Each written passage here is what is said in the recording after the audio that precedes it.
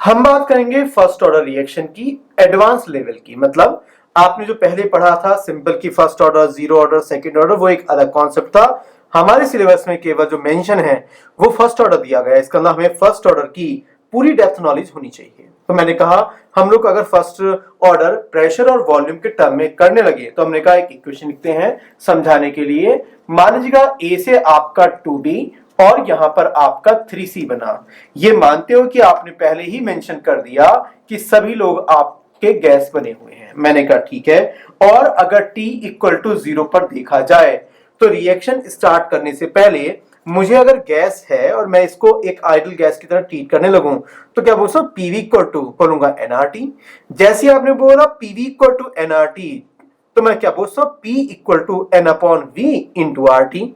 इसका अंदर प्रेशर मोल पर डिपेंड करेगा या प्रेशर कंसंट्रेशन पर डिपेंड करेगा। इसका मतलब मैं ये लिख सकता हूं कि जैसे ही आपने पीवी इक्वल टू एनआरटी बोला तो प्रेशर और आपके जो नंबर ऑफ मोल रहेंगे, मोल बढ़ने से प्रेशर बढ़ेगा, प्रेशर बढ़ने से मोल बढ़ेगा। कंडीशन अप्लाई केवल गैस के लिए। मैंने कॉपी करना स्टार्ट किया और मैंने कहा कि अभी तक हम पढ़ते आए थे कि अगर t इक्वल टू 0 पर इसके मोल a है और इसके मोल 0 और 0 है तो आपने कहा t equal to t time पर a में से जाने वाला हुआ आपका x और ये हुआ आपका 2x और ये आपका हो चुका है 3x। मैंने कहा बिल्कुल सही। उन्होंने कहा कि हमने गैस को प्रेशर में लिया हुआ है तो क्या इसी इक्वेशन को मैं दोबारा से सोच सकता हूं कि मान लीजिएगा स्टार्टिंग प्रेशर आपका पी नॉट है। मैंने कहा अगर ये पी नॉट था तो जाने वाला अगर पी होगा तो क्या मैं बोलूं यहां पर पहुंचने वाला 2p रहेगा। यहां पर इस गैस का प्रेशर कितना हो जाएगा बोलूंगा ये तो आपका 3p बन जाएगा। मैंने कहा ठीक है बताएगा t इक्वल टू इनफाइनाइट पर क्या होगा बोलूंगा t इक्वल टू इनफाइनाइट पर अगर मैं मोल की बात करने लगूं बोलूंगा 0 और ये बनेगा आपका क्या बोल सकता हूं 2a और ये बनेगा आपका यहां पर 3a। मैंने कहा अगर मैं गैस को प्रेशर की टर्म में बात करूं तो बोलूंगा ये बनेगा आपका 0 और ये बनेगा आपका बताएगा तो बोलूंगा 2p नॉट और ये बन जाएगा आपका 3p नॉट। हमने कहा हमें चलेगा क्वेश्चन में क्या क्या दिया हुआ है तो मैं क्या बोलता हूं p स्टार्टिंग में आपने बोला p नॉट बताएगा p t की वैल्यू मतलब किसी पर्टिकुलर टाइम पर कितना प्रेशर दिखाई देगा बोलूंगा इन सबको ऐड कीजिएगा। अगर इन सबको ऐड करके किया जाए तो क्या बोलता हूं p not minus p plus 2p plus 3p। इसका ना तीनों को ऐड करने के बाद क्या आपका जो आंसर आएगा वो आ जाएगा p नॉट बताएगा प्लस आपका बनेगा 4p। मैंने कहा ठीक है। अगर मुझे कोई बोलता है प्रेशर इनफाइनाइट पर कितना होगा तो क्या बोल सकता हूं यहां पर आपका आएगा 5p नॉट। हमने कहा ठीक है हमने काफी हद तक क्वेश्चन कर लिया।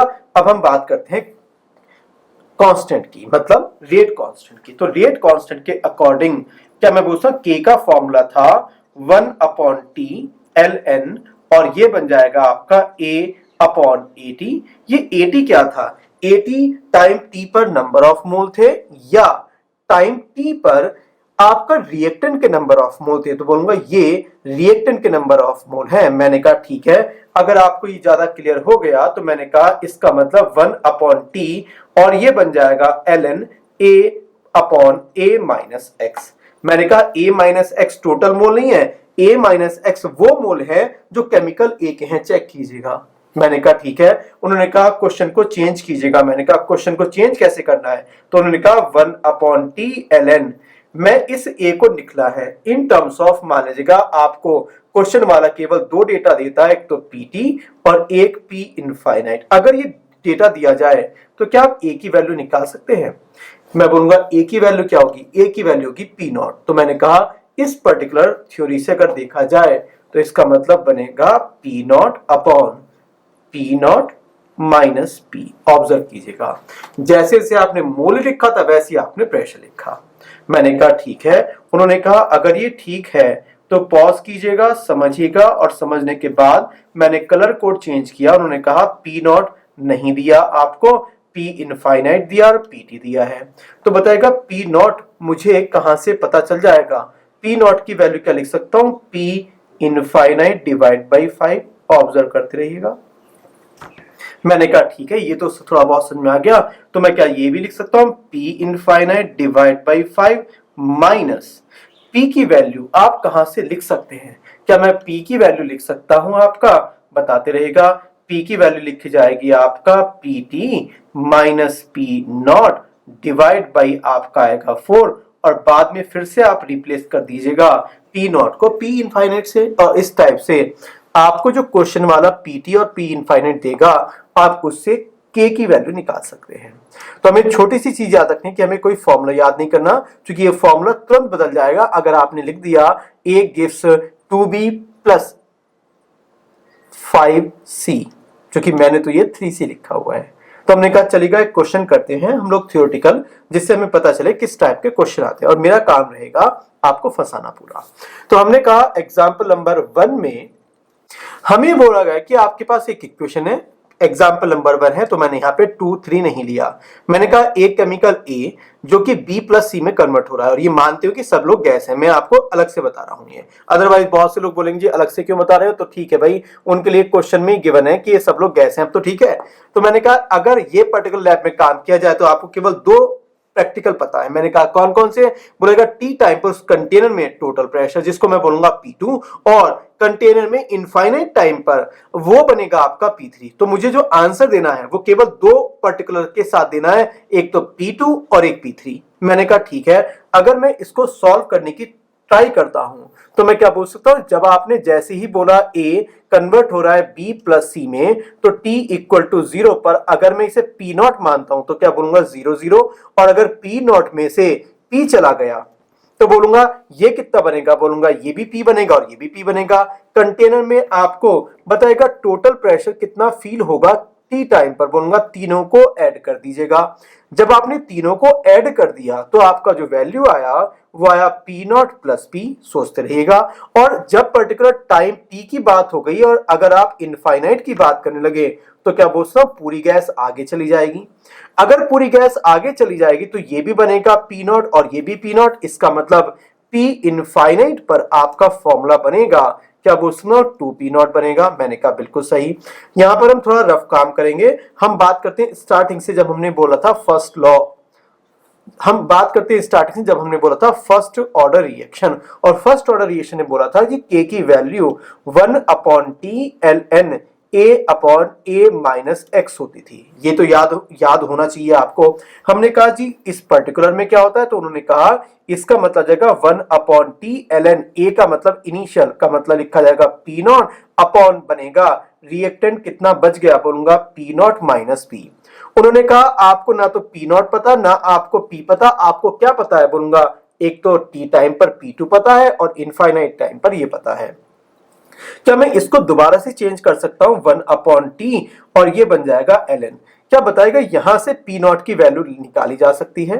अगर यहां से P नॉट की वैल्यू निकाली जा सकती है तो क्या आंसर यहां पर आएगा P इनफाइनाइट डिवाइड बाय 2। देखिएगा, चेक करना आप लोग का काम है। और बाद में आप यहां पर फिर से बोलेंगे P infinite divide by 2 minus, और माइनस के बाद में आपसे बोला गया P कितना होगा। अगर आप इस P को निकालते हैं तो क्या मैं बोल सकता हूं ये बनेगा PT माइनस P नॉट, और इसका मतलब आपका बन जाएगा यहां पर PT माइनस P नॉट, और P नॉट का मतलब हो गया आपका P इनफाइनाइट डिवाइड बाय 2, और करने के बाद कुछ इस टाइप का रहेगा। क्या आप बोल सकते हैं, मैं देख देख के इसको सॉल्व कर सकता हूं कि ये आपका बन जाएगा माइनस माइनस होगा प्लस और बन जाएगा आपका P नॉट माइनस PT। हमने कहा जी फाइनल एक बार लिख दीजिएगा, चूंकि हमारा तो आंसर आ गया। देखिएगा काम आपका है कि आपको वेरीफाई करना है क्या आंसर अब मैच कर रहा है, और आपका फुल एंड फाइनल आंसर आना चाहिए 2 इंटू यहां पर आपका आएगा P नॉट माइनस आपका आएगा PT। हमने कोई फॉर्मूला याद नहीं करा, हमने केवल एक फॉर्मूला याद किया K equal to 1/T ln A/A minus X, और हमने तुरंत ट्रांसफर कर दिया इसको। ध्यान रखिएगा अगर क्वेश्चन पैराग्राफ में आता है तो आपको हो सकता है कि वो A gives B plus C ना देके 11 भी दे दे, 12 भी दे दे, और हर एक का फॉर्मूला अलग अलग रहेगा। जब फॉर्मूला अलग अलग रहेगा तो आप ये थोड़ा ना क्वेश्चन को बैठ के आप आंसर रटेंगे, बिल्कुल नहीं रटा। हाँ, एक का रटना होता है 55.55 याद कीजिएगा, मोलरिटी ऑफ वाटर, अदरवाइज आपको डेटा नहीं रटना होता ज्यादातर। हम लोग बात करेंगे केस नंबर 2 की, जो काफी ज्यादा इंपॉर्टेंट है, इन्वर्जन ऑफ केन शुगर। आपने पढ़ा होगा ऑर्गेनिक केमिस्ट्री 11th में कि जब आप कोई लाइट पास करते हैं किसी ऑप्टिकली एक्टिव कंपाउंड से तो लाइट या तो क्लॉकवाइज या एंटी क्लॉकवाइज रोटेट कर जाती है। मैंने जब किसी पर्टिकुलर केन शुगर को वाटर में ऐड किया तो मुझे पता चला ग्लूकोज और फ्रक्टोज बनते हैं। और ऑब्जर्व कीजिएगा, ग्लूकोज और फ्रक्टोज का मॉलिक्यूलर फॉर्मूला आपका सेम बना हुआ है। तो हमारे दिमाग में पहला क्वेश्चन आता है कि मॉलिक्यूलर फॉर्मूला आपका सेम है तो दोनों कंपाउंड सेम क्यों नहीं है। तब हम बोलेंगे कि 11th में हमने एक पर्टिकुलर पॉइंट पढ़ा था आइसोमेरिज, जिसमें बोला गया था कि ऐसा पॉसिबल हो सकता है कि मॉलिक्यूलर फॉर्मूला आपका सेम हो लेकिन दो अलग अलग कंपाउंड हो और इनकी जो स्ट्रक्चर है वो कैसी बनती है इसके लिए अलग से एक टॉपिक दिया गया है बायोमोलिक्यूल्स। हम लोग वो वहां पर कवर करेंगे, लेकिन अभी के लिए एक ऑप्टिकल कंपाउंड जिसको मैं शुगर बोल रहा हूं, मैंने वाटर में डाला तो उसने दो केमिकल और बनाए। इसका मतलब अगर मैं शॉर्ट फॉर्म में बात करने लगूं और बोलने लगूं कि मैंने किसी शुगर में आपका वाटर डाला और वाटर तो ऑप्टिकली एक्टिव होता नहीं है, तो लिखेगा या नहीं लिखेगा वो आपकी मर्जी है। और आपने कहा कि ये ग्लूकोज प्लस आपका फ्रक्टोज आ गया t इक्वल टू 0 पर अगर आप इसे a लेते हैं, इसको मैं बात नहीं कर रहा हूं, तो ये दोनों 0 0 होंगे। मैं बोलूंगा अगर किसी टाइम t पर a में से जाने वाला x हुआ तो मैं बोलूंगा ये बनेगा आपका x और ये भी बनेगा आपका x। मैंने कहा बिल्कुल सही। अगर आप यहां पर इनफाइनाइट टाइम करते हैं तो ये बचेगा 0 और ये पूरा का पूरा अगर आगे जाएगा तो बनेगा या आपका a और a। मैंने कहा इस पर्टिकुलर जब आपने टाइम 0 किया तो कंटेनर में केवल एक कंपाउंड ऐसा था जो ऑप्टिकली एक्टिव था, बोलूंगा शुगर। जब किसी टाइम t आपने स्पेंड कर दिया तो कंटेनर में तीन केमिकल हो गया, बोलूंगा S, G और F। इसका मतलब कोई θ1 घुमाएगा, कोई θ2 घुमाएगा और कोई θ3 घुमाएगा। तो मैं बोलूंगा ऑब्जर्वेशन करते हुए मुझे टोटल लाइट को रोटेशन कितना मिलेगा, बोलेगा सबको ऐड कर दीजिएगा। मैंने कहा अगर आप ऐड करने की बात कर रहे हैं तो सबसे पहले मैंने बोला कि बताएगा R नॉट कितना होगा। बोला जाएगा अगर मैं S की बात करता हूं तो पर कंसंट्रेशन रोटेट करवाने की टेंडेंसी को अगर मैं RS बोलता हूं तो बोला जाएगा ये हो जाएगा A डॉट RS। मैं बोलूंगा RS पर कंसंट्रेशन था, अगर आपकी कंसंट्रेशन 2 है तो आप डबल करेंगे। मैंने कहा बिल्कुल सही। उन्होंने कहा चलेगा RT की बात करते हैं तो बताएगा कंटेनर में कितने केमिकल हैं, बोलूंगा कंटेनर में तीन केमिकल प्रेजेंट है। मैं बोलूंगा पर कंसंट्रेशन रोटेट करने को अगर आपने RS बोला तो ये केमिकल कितना है, बोला जाएगा A माइनस एक्स प्लस अगला केमिकल भी रोटेट करेगा, बोलूंगा x डॉट आर जी और अगला बन जाएगा एक्स आर आपका f। तो कोई स्टूडेंट बोलेगा जी आर जी क्या है, आर जी का मतलब है रोटेट करने की टेंडेंसी पर कंसंट्रेशन। मैंने कहा ठीक है, इसे इक्वेशन नंबर हमने 2 दे दिया। फिर किसी ने कहा जी एक और बता दीजिएगा आर इनफाइनाइट, और आर इनफाइनाइट का मतलब आपका क्या होगा, बोलूंगा ए आर जी प्लस हो जाएगा आपका यहां पर ए आर एफ, चूंकि दो ही केमिकल प्रेजेंट है, ये केमिकल नहीं बचा। मैंने कहा अगर मैं फॉर्मूला यूज करने लगूं तो मैंने तो एक ही फॉर्मूला याद करने को पता रखा है कि फॉर्मूला बनता था k equal to 1/t ln a upon a minus X. मैंने कहा ठीक है, अगर मैं इसको यहां पर कन्वर्ट करता हूं जो भी आपने कर रखा है तो सबसे पहले मुझे बताएगा यहां से R not minus R infinite की वैल्यू कितनी आएगी। मैंने बोलूंगा अगर मैं इन दोनों को माइनस करता हूं तो क्या दोनों में और इस पर्टिकुलर ए में आपका अगर ए कॉमन लिया जाए तो क्या लिख सकता हूं, ये बनेगा R S minus R G minus R F, और मैंने इसको नाम दे दिया इक्वेशन नंबर 4। मैंने कहा ठीक है। अब मुझे एक चीज और बताएगा, अगर आप बोलते हैं R T minus R infinite तो आपका फॉर्मूला क्या बन जाएगा, बोलूंगा दोनों को अगर आप माइनस करते हैं तो फॉर्मूला बनेगा आपका a माइनस एक्स, ये बनेगा आपका R S plus X R G plus X R आपका f, और इसके बाद अगर मैं इनफाइनाइट माइनस करता हूं तो बनेगा आपका A R G minus A R F. Verify कर लीजिएगा। मैंने कहा अगर आपने वेरीफाई कर लिया तो क्या मैं ये x और x को अगर कॉमन लेने लग जाता हूं, कॉमन लेता हूं, या कहीं पहले a को अगर कॉमन लेते हैं तो मैंने कहा मान लीजिएगा आपने a को कॉमन लिया तो a को कॉमन लेने के बाद क्या आपका बन जाएगा आर एस के बाद आपका आएगा R G minus R F. Verify कीजिएगा। मैंने कहा अगर मैं दोबारा से आपका -x कॉमन लेता हूं तो आपका बनेगा यहां पर RS minus RG minus RF। दोनों डेटा आपके सेम आ गए। इसका मतलब जब आपने कॉमन लिया तो आपने कहा फाइनली आपका आएगा RS माइनस RG माइनस आपका RF। मैंने कहा इसे इक्वेशन नंबर मैंने 5 दे दी। इक्वेशन नंबर 4 एंड 5 को ऑब्जर्व कीजिएगा।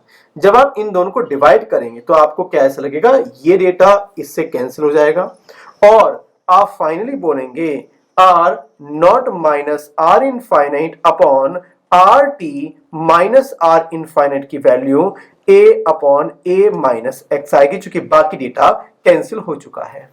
मैंने कहा ठीक है, हमने अभी तक क्या पढ़ा था, तो हम बोलेंगे हमने A की फॉर्मूला याद किया था। K का फॉर्मूला था 1 upon T ln A upon A minus x. अब मैं क्या इसको बोल सकता हूं कि जो आपका रेट कांस्टेंट K रहेगा वो रहेगा आपका 1 upon T ln R not minus R infinite divide by RT minus R infinite. Formula ज्यादा इंपॉर्टेंट है, याद करना चाहे तो आप कर सकते हैं बट मैंडेटरी नहीं है। अगर मैंडेटरी नहीं है बट वो देख लीजिएगा, कभी आप कुछ एग्जाम में जाने लगे जैसे वीआईटी का होता है तो भैया वो तो कुछ भी पूछ सकते हैं, बट हमें बोला गया है कि केवल फर्स्ट ऑर्डर की बेसिक इक्वेशन याद कीजिएगा। क्वेश्चन जब आने की पॉसिबिलिटी नहीं, और आने की पॉसिबिलिटी कब है पैराग्राफ में, तो इतना दिमाग तो हम लोग लगा लेंगे। जब अभी तक नहीं आया तो आगे कब आएगा ये आपको भी और मुझे नहीं पता, तो जबरदस्ती फॉर्मूले याद मत कीजिएगा। हम लोग बात करते हैं केस नंबर 3, जिसमें बोला गया कि हमें H2O2 को स्टडी करना है।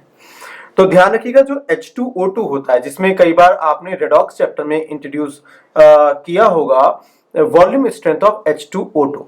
H2O2 रूम टेम्परेचर पर वीक पेरोक्साइड बॉन्ड की वजह से बहुत ज्यादा अनस्टेबल होता है और वो रूम टेम्परेचर पर ही ब्रेक होना स्टार्ट कर देता है। तो मैंने कहा ब्रेक कैसे होता है, तो उन्होंने कहा देखिएगा H2O2 जब रूम टेम्परेचर पर आता है तो ये खुद ही टूटना स्टार्ट करेगा और बनेगा आपका H2O और ये बन जाएगा हाफ O2 और ये रिलीज होना स्टार्ट कर देगा।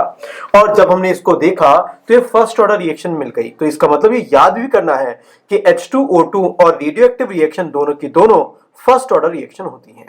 हमें कहा गया इसका रेट कांस्टेंट निकालना है, तो उन्होंने कहा अगर आप रेट कांस्टेंट की बात कर रहे हैं और टाइम के साथ H2O2 कंज्यूम हो रहा है तो पहले हमने 3 कंटेनर बनाए। मैंने कहा 3 कंटेनर कैसे, तो उन्होंने कहा देखिएगा सबसे पहले आपने एक ब्यूरेट लिया और ब्यूरेट के साथ में यहां पर आपने पर्टिकुलर बना दिया। तो आपने 3 कंटेनर लिए, 3 अलग अलग आपने कोनिकल फ्लास्क में H2O2 भर दिया और ऊपर तैयार कर दिया आपने KMnO4 सॉल्यूशन। और हमने कहा ये KMnO4 सॉल्यूशन क्या करता है, तो हमें पता चला कि जब आपने कभी रेडॉक्स चैप्टर पढ़ा होगा तो आपने वहां पर देखा होगा कि जो H2O2 होगा वो KMnO4 से रिएक्शन करना स्टार्ट होगा और यहां पर KMnO4 का N factor in acidic medium आपने सुना होगा कि वो 5 होता है। हमने कहा जी हमें रेडॉक्स में कंफर्टेबल नहीं हो रहा। मैंने कहा चलो रेडॉक्स में अगर कंफर्टेबल नहीं है तो मैं क्या मानता हूं जिसमें H2O2 ज्यादा होगा उसमें KMnO4 का कंजम्पशन भी बहुत ज्यादा होगा। मैंने कहा बिल्कुल सही है, क्योंकि जिसमें H2O2 के मोल ज्यादा होंगे उसमें KMnO4 के मोल को ज्यादा ऐड करना पड़ेगा रिएक्शन को आगे मूव करवाने के लिए। मैंने कहा ठीक है। मैंने सबसे पहले कंटेनर में आपने H2O2 सॉल्यूशन लिया और मैंने उसमें रिएक्शन लिखा कि जो H2O2 रिएक्शन है वो रूम टेम्परेचर पर बनता है आपका H2O प्लस हाफ O2। और अब आपने रिएक्शन जब लिखना स्टार्ट किया तो आपने कहा T इक्वल टू 0 पर मान लीजिएगा यहां पर A और यहां पर 0 और 0 है।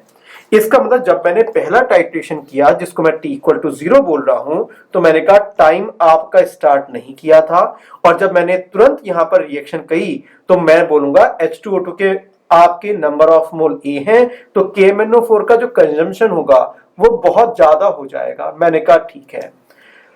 अगले कंटेनर में जिसमें कि सेम वॉल्यूम लिया, आपने कहा अभी मैं रिएक्शन नहीं करूंगा, मैं 15 मिनट का वेट करूंगा। 15 मिनट होते रहे आपका लगातार टाइम स्पेंड होता चला गया और टाइम स्पेंड होने के बाद जब आपका यहां पर 15 मिनट स्पेंड हो गए तो मैं बोलूंगा इस रिएक्शन में अगर मैं लिखता हूं किसी पर्टिकुलर टी टाइम पर या कहें 15 मिनट के बाद, तो क्या बोलता हूं ए में से कितना चला जाएगा, बोलूंगा x, ये कितना बचेगा, बोलूंगा बिल्कुल इंटरेस्टेड नहीं हूं। अब क्या इस H2O2 में H2O2 उतना ही रहा या टाइम के साथ कम हो गया, बोलूंगा टाइम के साथ कम हो गया। अगर टाइम के साथ कम हो गया तो ऊपर से लगने वाला KMnO4 का कंजम्पशन वही रहेगा या और कम हो जाएगा, बोलूंगा और कम हो जाएगा। और यहां से जब मैंने करना स्टार्ट किया तो मुझे केवल इतना ही KMnO4 डालना पड़ा, तो मैं बोलूंगा ठीक है। अगर मैं और पर्टिकुलर टाइम स्पेंड करने लगूं या टी इनफाइनाइट की बात करने लगूं तो क्या पूछता हूं यहां पर बनेगा 0, यहां पर इंटरेस्टेड नहीं है तो KMnO4 का कंजम्पशन बोलूंगा नहीं होगा।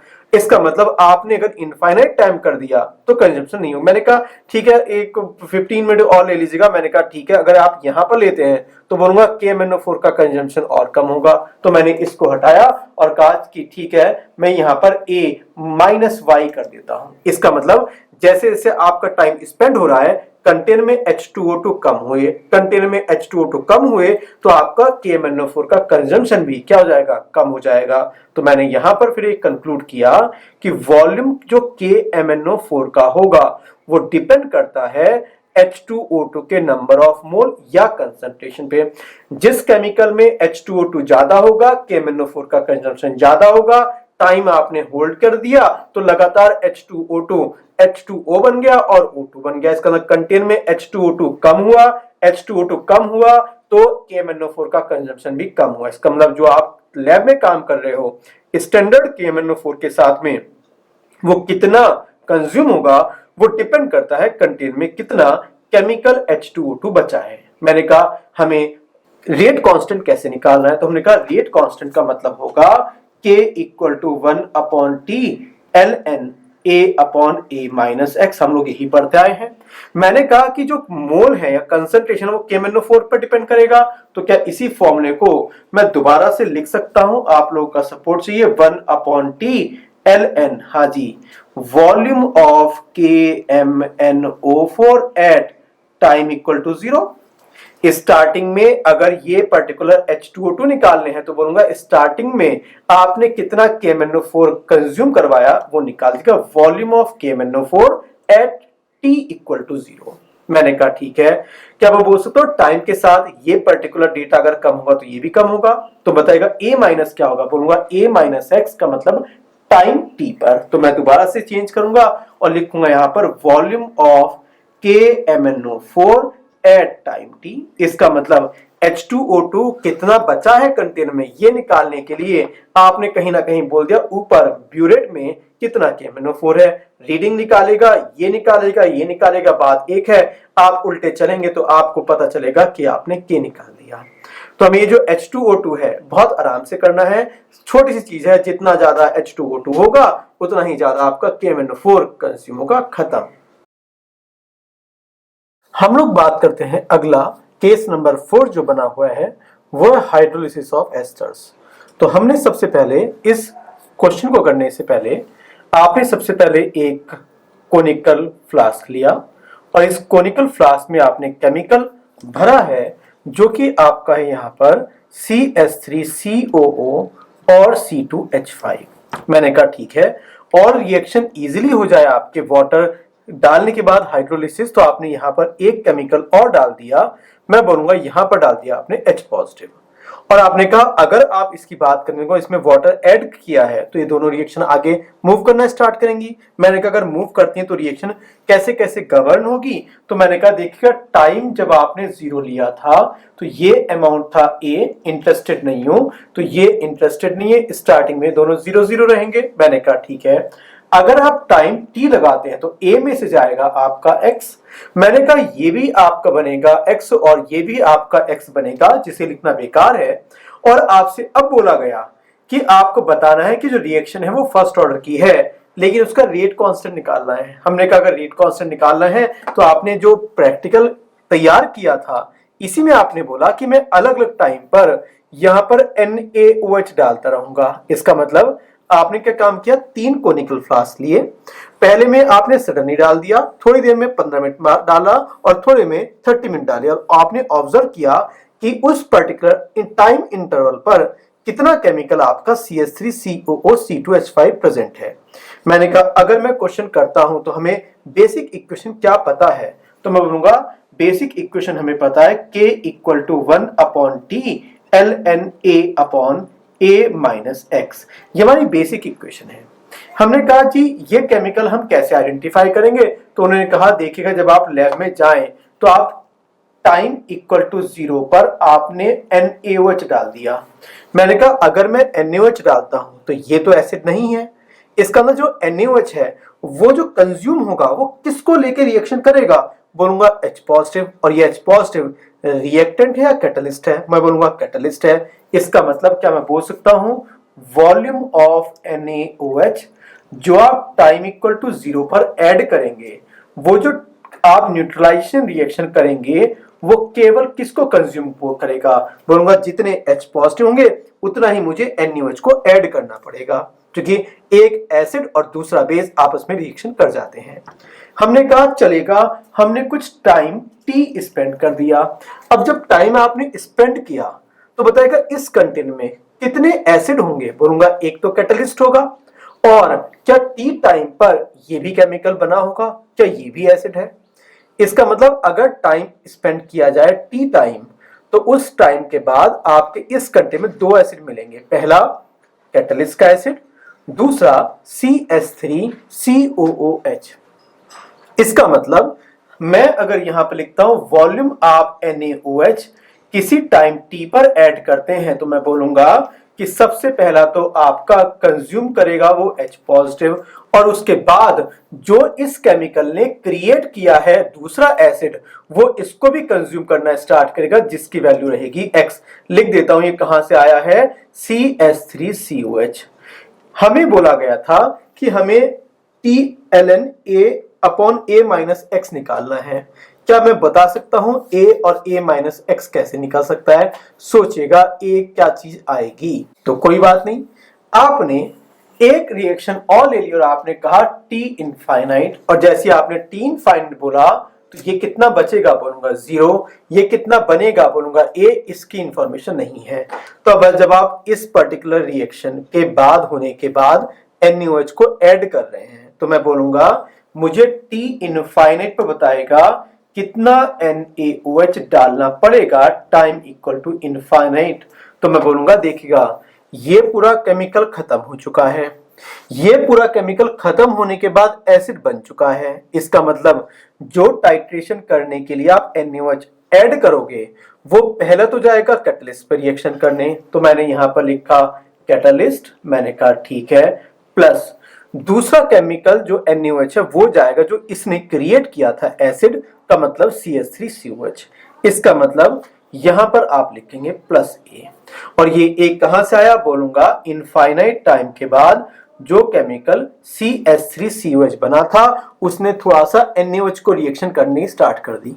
मैंने कहा अगर NaOH रिएक्शन कर रहा है इसका मतलब NaOH 2 जगह जा रहा है, कैटलिस्ट जी आ जाओ और CH3COH आ जाओ। मैंने कहा न्यूट्रलाइजिंग रिएक्शन मैंने रेडॉक्स में पढ़ रखी है।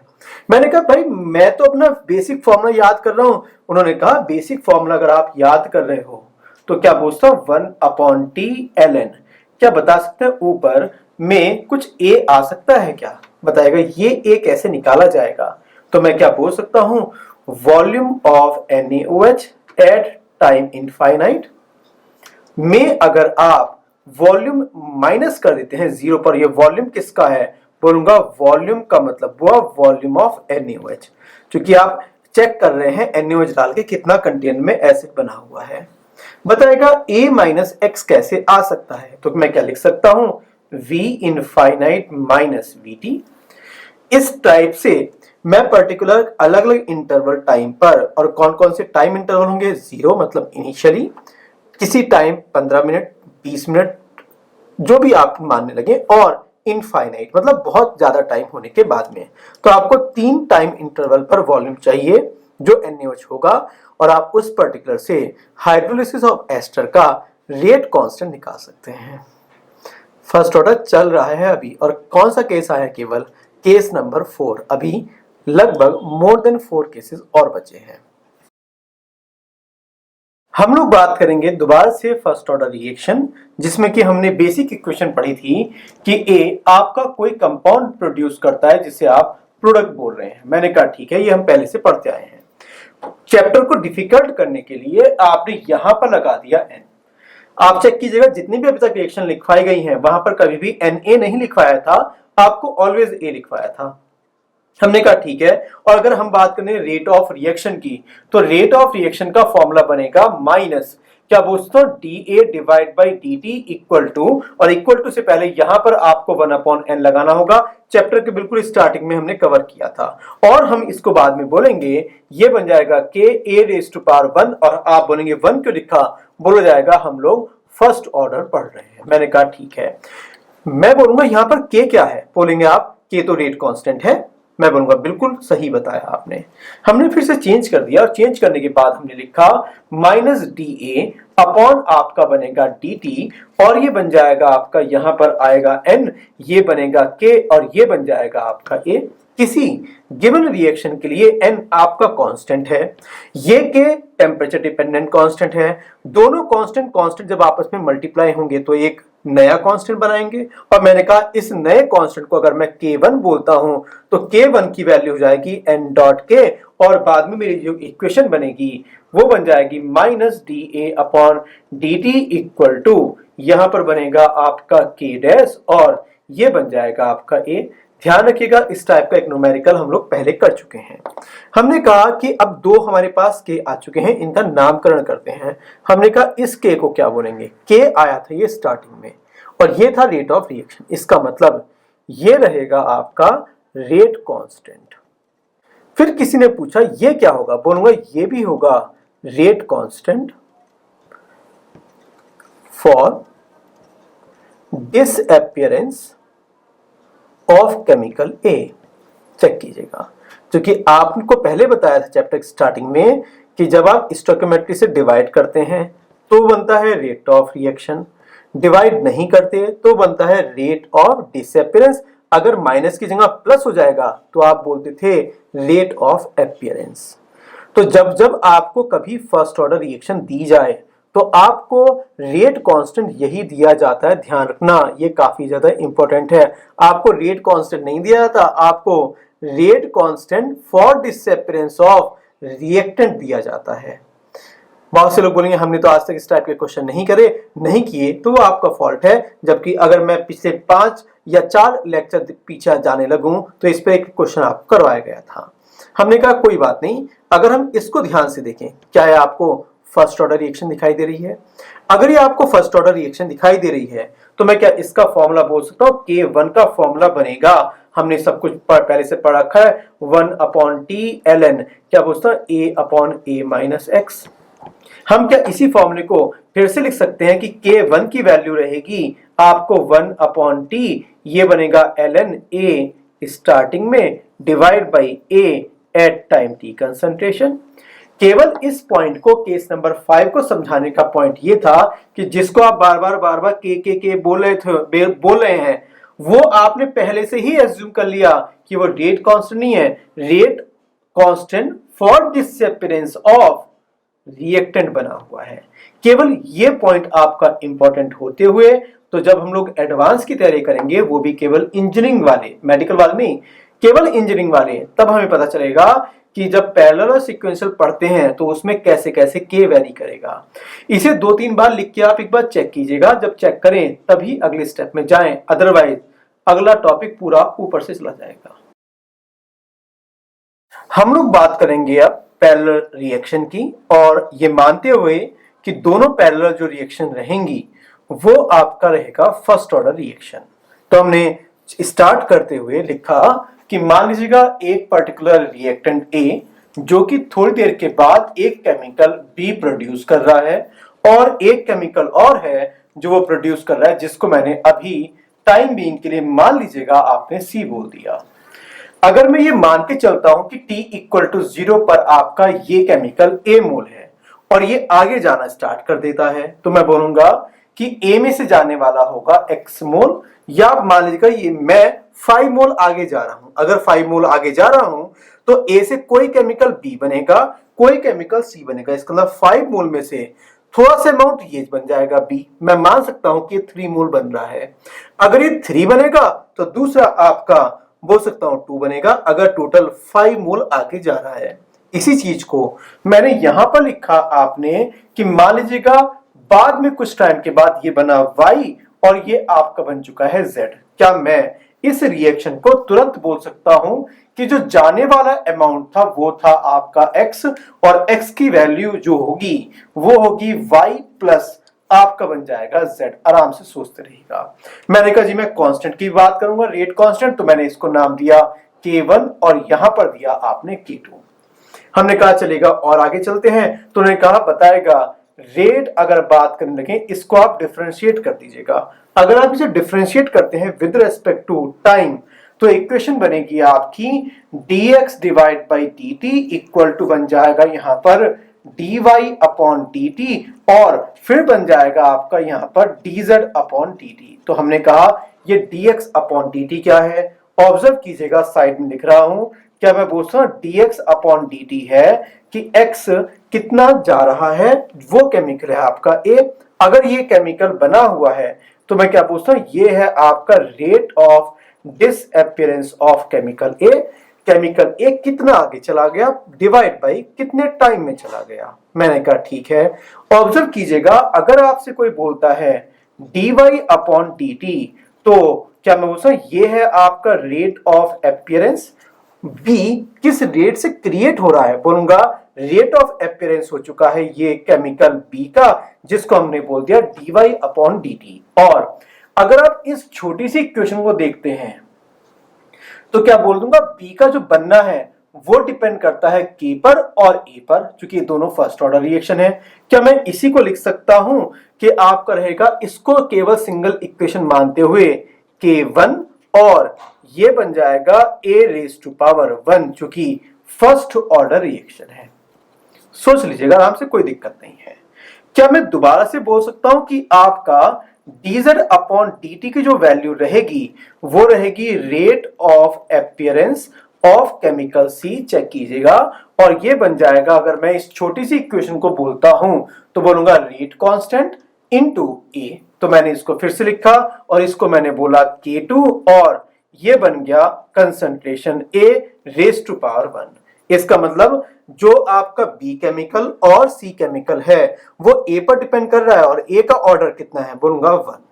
मैंने कहा अगर ये यहां तक सही है तो क्या ये डेटा अगर मैं वहां पर कॉपी करता हूं तो क्या मैं इस पर्टिकुलर को लिख सकता हूं कि ये बन जाएगा आपका dy अपॉन dt का मतलब हुआ आपका K1 कंसंट्रेशन ऑफ A, और ये लिखा जाएगा आपका यहां पर K2 और कंसंट्रेशन आपका अगेन A।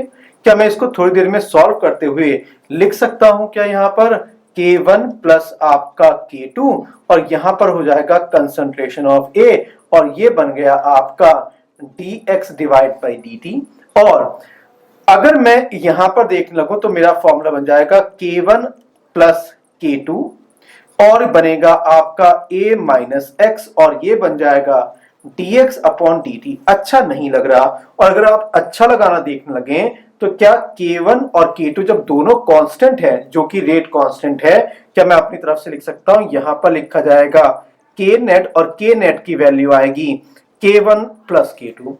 बहुत से लोग याद करेंगे जब हमने K1 K2 कभी स्प्रिंग में पढ़ा था फिजिक्स में, जिस टाइप से आपको बोला था कि स्प्रिंग अगर से पैरेलल में है तो आंसर क्या आएगा और आपका सीरीज में है तो क्या आंसर आएगा, उसी से अगर आप रिलेट करने लगे तो मैं बोलूंगा यहाँ पर दो पैरेलल रिएक्शन है और दोनों पैरेलल रिएक्शन अगर जा रही हैं तो बोलूंगा K1 प्लस K2 बन जाएगा आपका K नेट, जो यहाँ पर लिख दिया है।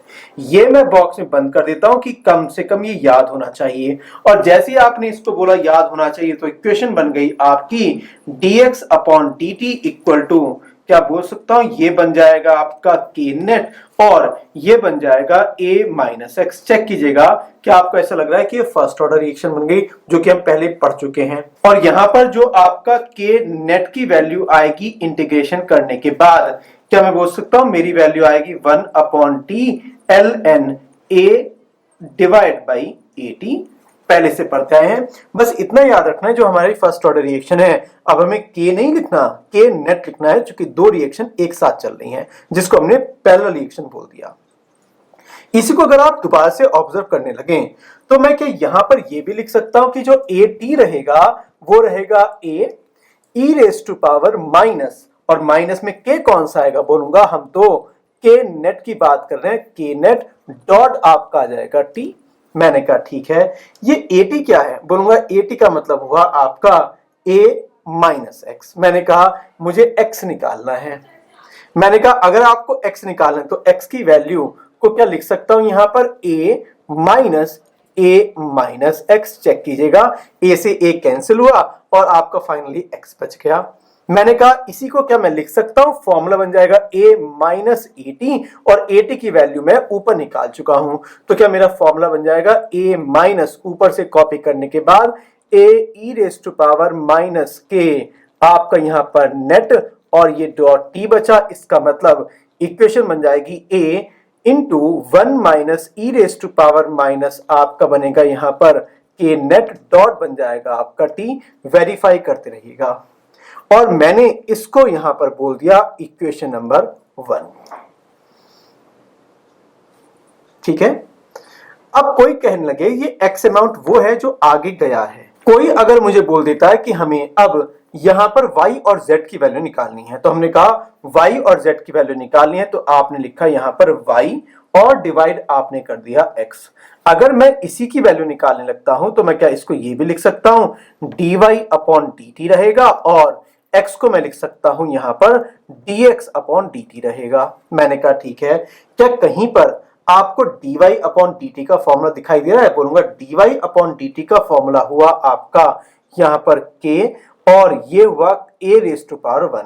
और मैंने ये भी देखा कि जो आपके x की वैल्यू बनी हुई है, या कहें dx अपॉन dt की वैल्यू बनी हुई है k1 प्लस आपका k2, या जिसको हमने k नेट भी बोला था, ये बन गया। क्या मैं इन दोनों रिएक्शन को अगर ऑब्जर्व करूं तो क्या मेरी रिएक्शन जो बनेगी क्या वो बन जाएगी y upon x equal to k1 upon k1 plus k2। क्या मैं बोलता इसका मतलब जो y बनेगा, y बन जाएगा आपका k1 अपॉन k नेट, और डॉट आ जाएगा यहां पर x।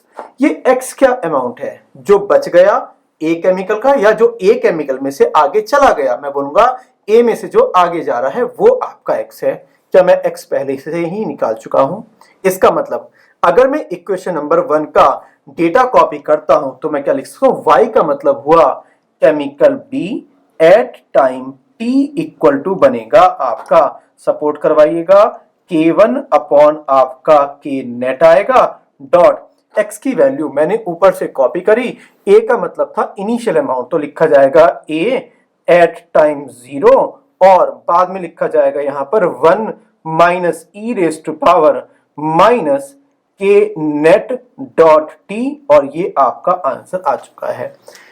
गलती से भी कोई भी फॉर्मूला याद नहीं करना, ये मेरा काम है कि आपको बिना चीजों को याद करवाए हुए आपको कैसे फॉर्मूले एकदम से याद हो जाए, वो भी ऑब्जेक्टिव अप्रोच के साथ में।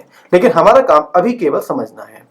मुझे बताएगा बीटी का फॉर्मूला अगर ये बनता है तो आपका सीटी का फॉर्मूला क्या बनेगा, मतलब concentration of C at time T. तो मैं बोलूंगा ये पर्टिकुलर फॉर्मूला बनेगा आपका सी एट टी, जो कि जहां तो लोगों को पता समझ में आ गया होगा, K2 अपॉन आपका बन जाएगा K नेट, फिर से सब कुछ मेटीरियल वही रहेगा A नॉट, और यहां पर बन जाएगा 1 minus E raise to power minus K net dot T, और ये आपका आंसर आ गया।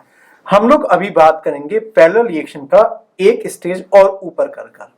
तो हमने कहा कि बताएगा सबसे पहले रिएक्शन हमने फिर से लिखी, और हमने कहा कि आपने ए से क्रिएट किया मान लीजिएगा बी, और क्रिएट किया आपने सी। मैंने कहा ये ए में से अगर आपका x जाएगा तो बनेगा y, और ये बनेगा z। इसको आपने लिखा k1 और इसको आपने लिखा k2। मैंने यही इक्वेशन दोबारा से कॉपी करी, और दोबारा से कॉपी करने के बाद मैंने फॉर्मेट चेंज किया, और मैंने कहा a से केमिकल बन रहा है आपका B और यहां पर बन रहा है C, ये आएगा K1 और ये आपका आएगा K2। मैंने कहा ठीक है, बेसिक इक्वेशन हमें तैयार करवाइएगा। क्या मैं बोल सकता हूं यहां से जो आपका रेट ऑफ अपीयरेंस था B का, क्या पहले बताया जा चुका था, वो था आपका dy/dt, जिसकी वैल्यू थी K1 इंटू A कंसंट्रेशन। और सिमिलरली आपका रेट ऑफ अपीयरेंस आपका C का था dz/dt, चूंकि वहां पर मैंने z लिख दिया है, और ये बन जाएगा आपका K2 कंसंट्रेशन ऑफ A। और इसी के साथ में आपको एक पॉइंट और बताया गया था कि rate of disappearance of chemical A बन जाएगा आपका dx/dt, जिसकी वैल्यू थी K1, पहले बता चुका था, K1 प्लस आपका K2 इंटू हो जाएगा आपका कंसंट्रेशन ऑफ A। मैंने कहा ठीक है, अब हमें इसकी यहां पर कैलकुलेशन करनी है। अगर आप कैलकुलेशन करने लगे तो बताएगा, सबसे पहला क्वेश्चन आपसे आता है y कितना होगा। तो मैं क्या पूछता हूं, y/x का मतलब आया था dy/dt divide by dx/dt। dy/dt को क्या मैं लिख सकता था यहां पर K1 इंटू A, और यहां पर लिख सकता था dx/dt को K1 plus K2 into A, जो कैंसिल हो जाएगा, और बाद में आपने इसको लिख दिया था K नेट। तो मैंने कहा ये पर्टिकुलर बन गया आपका K1 यहां पर बन गया K नेट डॉट आ गया X, और X की वैल्यू मुझे पता है। मैंने पहले वाले एग्जाम्पल को डिफिकल्ट करते हुए या डिफिकल्टी लेवल बढ़ाते हुए आपसे कहा गया कि इस पर्टिकुलर में यहां पर आपका M आ चुका है और यहां पर N आ चुका है। इसका मतलब अब 1 मोल के जाने से 1 मोल नहीं बन रहा। क्या मैं बोल सकता हूं, मैंने जो ये माना था जब आपने Y क्रिएट किया था तो आपने बोला था 1 मोल से 1 मोल क्रिएट हो रहा है। अब वहां पर M हो चुका है। इसका मतलब जो भी आपने केस नंबर 1 में बोला है कि Y बनेगा, अब एक्चुअली जो B है वो उतना ही बनेगा या उसका भी M टाइम्स हो जाएगा। मैं बोलूंगा अगर M टाइम्स हो जाएगा तब मैं यहां पर लिखूंगा कि कंसंट्रेशन ऑफ B जो आपका रहेगा वो रहेगा यहां पर K1 अपॉन आपका K नेट। X तो बिल्कुल वैसा ही रहेगा, अगर मैं इसे छुपा देता हूं तो ये तो फर्स्ट ऑर्डर जैसा बना हुआ था वैसे ही रहेगा। और X की वैल्यू मैंने बताई थी पहले कितनी होती थी, याद कीजिएगा। याद नहीं होता तो कोई बात नहीं, ट्राई भी ज्यादा मत करना। ये बनेगा 1 minus E raise to power, यहां पर आएगा K नेट और यहां पर आएगा T। लेकिन ये फॉर्मूला तब एप्लीकेबल है जब आपने 1 मोल से 1 मोल क्रिएट किया। मैंने कहा ठीक है, अगर चेंज कर दिया तो मैं क्या इसको लिख सकता हूं, यहां पर M आ जाएगा। मैंने कहा हाँ, कंपेयर करते हुए मुझे इजी पड़ रहा है। मैंने कहा अगर कंपेयर इजी पड़ रहा है तो थोड़ा सा और सपोर्ट कर दीजिएगा। क्या मैं बोल सकता हूं CT की वैल्यू हो जाएगी आपका, अब 1 से 1 नहीं बन रहा, जो भी पहले आंसर आया था उसका बोलूंगा n टाइम्स, और फॉर्मूला बन जाएगा n, और ये बनेगा K2 अपॉन आपका बनेगा K नेट, और बन जाएगा आपका A0 1 minus E raise to power minus K net dot T, और ये आपका आंसर तैयार हो गया। अगर कोई स्टूडेंट ये कहने लगता है कि ये K क्या चीज थी जिसको हमने K1 K2 बोला था, तो बताएगा क्या थी। मैं ये आपको केस नंबर 4 में बता चुका था। क्या K रेट कांस्टेंट होता है, बोलूंगा नहीं। तो उस पर्टिकुलर पॉइंट को फिर से बता देता हूं, जो K होता है वो होता है आपका rate constant with respect to disappearance of chemical A। याद कीजिएगा, बताया था कि आप ज्यादातर जब चैप्टर स्टार्ट करते हो तो लिखते हैं A गिव्स प्रोडक्ट, बाद में केस नंबर 4 में बताया था Na गिव्स प्रोडक्ट। तो आपको A के n मोल लेके बताया था कि एक K होता है, K डैश होता है। जनरली आपको लगता है कि वो रेट कांस्टेंट, जबकि रेट कांस्टेंट नहीं होता, वो रेट कांस्टेंट होता है with respect to disappearance of chemical A। जिनको ये याद है अच्छी बात है, नहीं है तो थोड़ा सा पीछे जाएगा, आपको चीजें क्लियर हो जाएंगी। अगर इस क्वेश्चन को मैं और डिफिकल्ट करने लगूं और मुझे बोल दिया जाए, मान लीजिएगा ये पर्टिकुलर A से आपने माना यहां पर B और यहां पर C क्रिएट हो रहा है, और यहां पर आपने बोल दिया ये आपका M है और ये आपका N है, और क्वेश्चन में दिया गया है K1 और K2 लिख देता हूं, वेयर K1 और K2 आपके हैं यहां पर रेट कांस्टेंट ओनली। और आपने साथ में यह भी बता दिया कि यहां पर आपने एक वर्ड और यूज कर दिया जिसको आपने बोला P। मैंने जैसे ही यहां पर P इंट्रोड्यूस किया तो मैं अगर रेट की बात करता हूं तो ये फर्स्ट ऑर्डर रिएक्शन, ये तो सब लोग सेटिस्फाई हैं।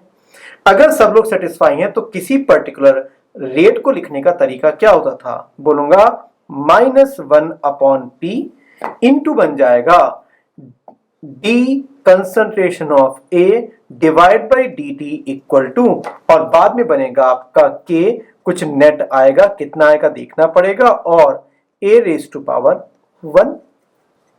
जब ये p इसके साथ मल्टीप्लाई होगा तब आपका जो इक्वेशन बनेगा वो बनेगा -dA concentration divide by dt equal to बन जाएगा, यहां पर आएगा P, फिर आपका यहां पर बन जाएगा आपका K नेट, और K नेट का मतलब हो जाएगा यहां पर आपका आ जाएगा A1। आपने इन दोनों को एक नया कांस्टेंट बोला, और जैसे ही आपने नया कांस्टेंट बोला तो आपने कहा -dA अपॉन आपका dt इक्वल टू बन जाएगा K, और ये बन जाएगा A रेज टू पावर 1।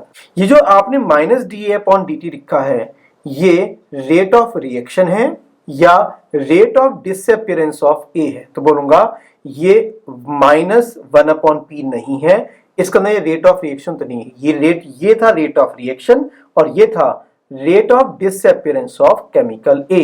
इसीलिए मैं इस पर्टिकुलर को बोलूंगा कि ये जो बना हुआ है ये रेट कांस्टेंट तो बोलेंगे, लेकिन विद रेस्पेक्ट टू क्या था, rate constant with respect to disappearance of chemical A. और मैंने आपको पहले बताया था जब जब आप कभी भी रिएक्शन करते हैं फर्स्ट ऑर्डर की तो हम लोग केवल के जो लिखते हैं वो विद रेस्पेक्ट टू की तरफ लिखते हैं। इसका मतलब इस पूरी रिएक्शन को मैं चेंज कर दूंगा।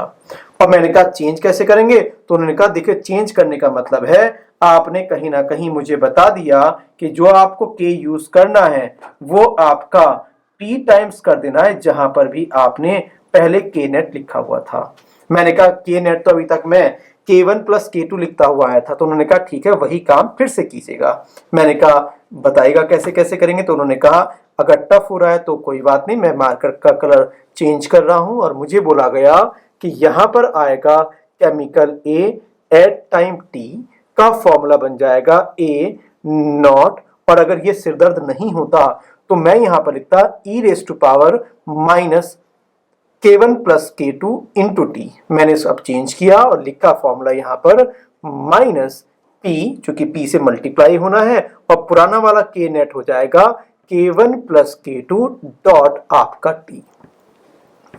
डिफिकल्टी लेवल ज्यादा है तो कुछ नहीं कर सकते हमने कहा कि ठीक है आपने 80 तो निकाल दिया। मैंने कहा मैंने ये पर्टिकुलर P को इधर लेके चला गया और आपने चीजों को चेंज कर दिया। मैंने कहा अगर आपने चेंज कर दिया हमें तो B निकालना था, तो मैंने कहा अगर आप B निकालने की ट्राई करते हैं तो मैंने कहा ठीक है B निकालते हैं, और B अगर देखा जाए तो ये आपका आएगा M और ये है आपका K1। तो मैं क्या लिख सकता हूं, मेरा जो फॉर्मूला बनना चाहिए था वो पहले तो आना चाहिए था M, मतलब अगर आप इसे 1 लेते हैं तो जो भी आंसर आएगा उसका m टाइम्स, तो मैंने पहले से m कर दिया। और ये K1 है तो आंसर आपका क्या बनेगा, बोलूंगा यहां पर आएगा K1 डिवाइड बाई, आया था पहले वाले मेथड में K1 प्लस K2, अब वो क्या आएगा P टाइम्स, तो ये फॉर्मूला बन जाएगा P into K1 plus K2। यहां तक तैयार। फिर यहां पर आया था आपका X, और अब जो X है जो जाने वाला अमाउंट है, क्या मैं बोलता हूं यहां से अगर देखा जाए तो ये 80 है, और 80 से ही आप T 80 से ही आप X निकालते थे। और जब मैंने ऊपर वाले डेटा को फिर से कॉपी किया तो क्या आप बता सकते हैं, यहां पर तो आपका आएगा A0, फिर बनेगा 1 माइनस के बाद आएगा e raise to power minus P K1 plus K2 dot T। और ये फाइनली आ गया कि जब आप किसी पैरेलल रिएक्शन में कभी आप P कभी M और कभी N लिखने लगे तो कंफ्यूजन से बचने के लिए किसी भी चीज के रेट कांस्टेंट को चेंज कर दीजिएगा rate constant with respect to disappearance of chemical A. तो चैप्टर आपका स्टार्टिंग में पहुंच जाएगा जहां से आपने चैप्टर स्टार्ट किया था। क्या मैं इसी पर्टिकुलर क्वेश्चन को अगर एक बार और करना चाहूं तो क्या आप हवा हमें बोल सकते हैं कि आपने B concentration at time T तो बता दिया, क्या आप C concentration at time T बता सकते हैं? तो मैं बोलूंगा आंसर रहेगा आपका एन, एन के बाद बनेगा आपका K2 upon P K1 plus आपका K2 और फिर आपका यहां पर बनेगा A नॉट का मतलब initial amount 1 minus E raise to power minus P K1 plus आपका K2 डॉट टी और ये आपका फॉर्मूला तैयार हो गया। हम लोग अभी पैरेलल के सब्जेक्टिव को कंप्लीट कर चुके हैं। अब हम लोग यूज करेंगे पैरेलल रिएक्शन के ऑब्जेक्टिव, जहां पर हमें बिना पेन के सभी फॉर्मूले याद हो जाए। हम लोग बात करते हैं क्वेश्चन नंबर 1 की, जो कि रहेगा पैरेलल रिएक्शन पर बेस्ड। और ये देखते हुए कि दोनों रिएक्शंस आपकी फर्स्ट ऑर्डर रिएक्शन है, तो हमें दो क्वेश्चन पूछे गए कि सबसे पहले K1 और K2 पता है और दूसरा हमें यह भी पता है कि इनिशियली जो आपका अमाउंट है वो A का 2 मोल है। हमने कहा जब क्वेश्चन कर रहे हैं तो मैं इसी को सिंपल तरीके से अगर करने लगूं तो क्या मैं बोल सकता हूं यहां पर आपका A मोल था और यहां पर अगर आपका मान लीजिएगा 2B बनता है तो क्या बोल सकता K2 डबल है, इसका मतलब इधर जाने का जो रेट होगा वो ज्यादा होगा। इस टाइप से बनाएगा कि आपका ज्यादा सिरदर्द ना हो इस क्वेश्चन करने में। हमने कहा जी बताएगा ये पर्टिकुलर अगर आपका मान लीजिएगा K है तो मैं क्या इसे बोल सकता हूं 2K, इसका मतलब इधर जाने का जो रेट होगा सेम टाइम इंटरवल में इधर डबल जाएगा आपका। मैंने कहा अगर डबल जाएगा तो बताया कितने मोल, मैंने कहा मान लीजिएगा आपके पास 3 नंबर ऑफ मोल जा रहे हैं तो क्या बोलता हूं 1 मोल इस रास्ते जाएंगे और 2 मोल इस रास्ते जाएंगे। ए को कितना ज्यादा केमिकल आगे चला गया बोलूंगा ए का 3 मोल गया, इस साइड गया 1 मोल, इस साइड गया 2 मोल, आपका काम तैयार। तो बताएगा अगर 6 मोल होंगे तो कितना जाएगा बोलूंगा ऊपर जाएगा 2 नीचे जाएगा 4।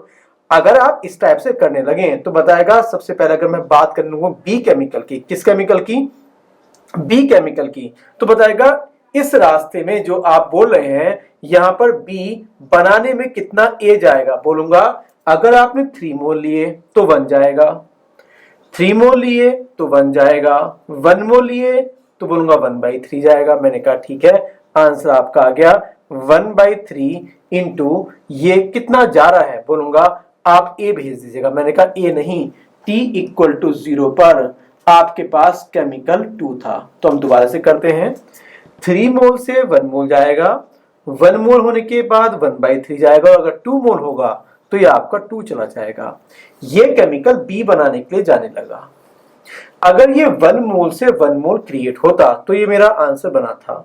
क्या जितना अमाउंट आगे जा रहा है वही आएगा या उसका डबल बन जाएगा बोलूंगा डबल बनते ही आप यहां पर बोलेंगे ये 2 बन गया और आप बोलेंगे इनफाइनाइट टाइम पर ये जो पर्टिकुलर है वो बी बन पाएगा। मैंने कहा जब आपने इसकी पूरी की पूरी कैलकुलेशन करी तो आपने कहा बी इनफाइनाइट बन गया आपका, क्या मैं पूछता हूं 4/3।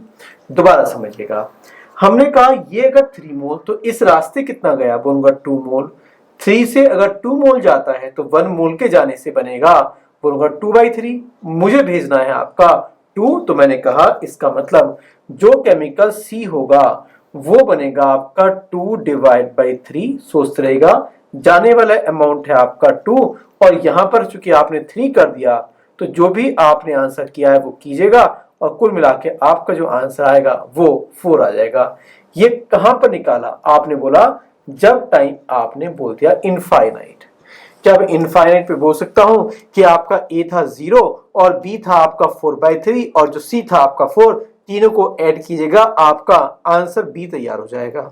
हमें कहा गया कि हमें तो क्वेश्चन नंबर 1 करना है। मैंने कहा अगर 1 करना है तो मैं किसी भी क्वेश्चन से डरूंगा नहीं, मैं सीधा बोलूंगा भाई मैंने ए यहां पर लिखा 2B और यहां पर आपने लिख दिया 3C। आपने मुझे बताया कि ये आपका K है ये 2K है, इसका मतलब टोटल अमाउंट होगा।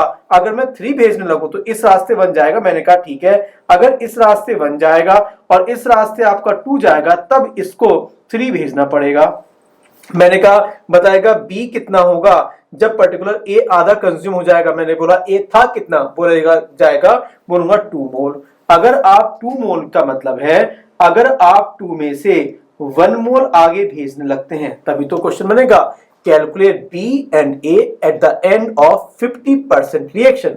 इसका ए जितना भी आपने अमाउंट लिया उसका हाफ चला जाए। मैंने कहा ठीक है, अब दोबारा से समझते हैं। अगर आप 3 मोल भेजते हैं तो इधर कितना क्रिएट होगा, मैं बोलूंगा 1 मोल। तो मैं बोलूंगा मेरा आंसर आना चाहिए 1 डिवाइड बाई 3 इंटू आपका आना चाहिए 1। वेरीफाई कर लीजिएगा ये केमिकल इतना जाना चाहिए आगे। मैंने कहा अगर 1 से 1 मोल बनता है तो आंसर सही है। अरे यहां पर तो 2 मोल दिया हुआ है। उन्होंने कहा जो भी आपका आंसर आए उसको 2 टाइम्स कर दीजिएगा। मैंने कहा बहुत बढ़िया, अब तो इजी लग रहा है, कोई फॉर्मूला याद नहीं किया मैंने कहा इसमें बोलेगा 3 मोल जाते हैं तो बनता था आपका 2, तो अब बनेगा आपका 1 मोल जाने से बनेगा 2/3 इंटू यहां पर बन जाएगा 1, यहां पर आपका नंबर है 3 तो इसको 3 टाइम कर दीजिएगा। ये केमिकल आपका तैयार हो चुका है, बोला जाएगा सी। और ये पर्टिकुलर तब हो चुका है जब आपका ए 50% आगे जा चुका है।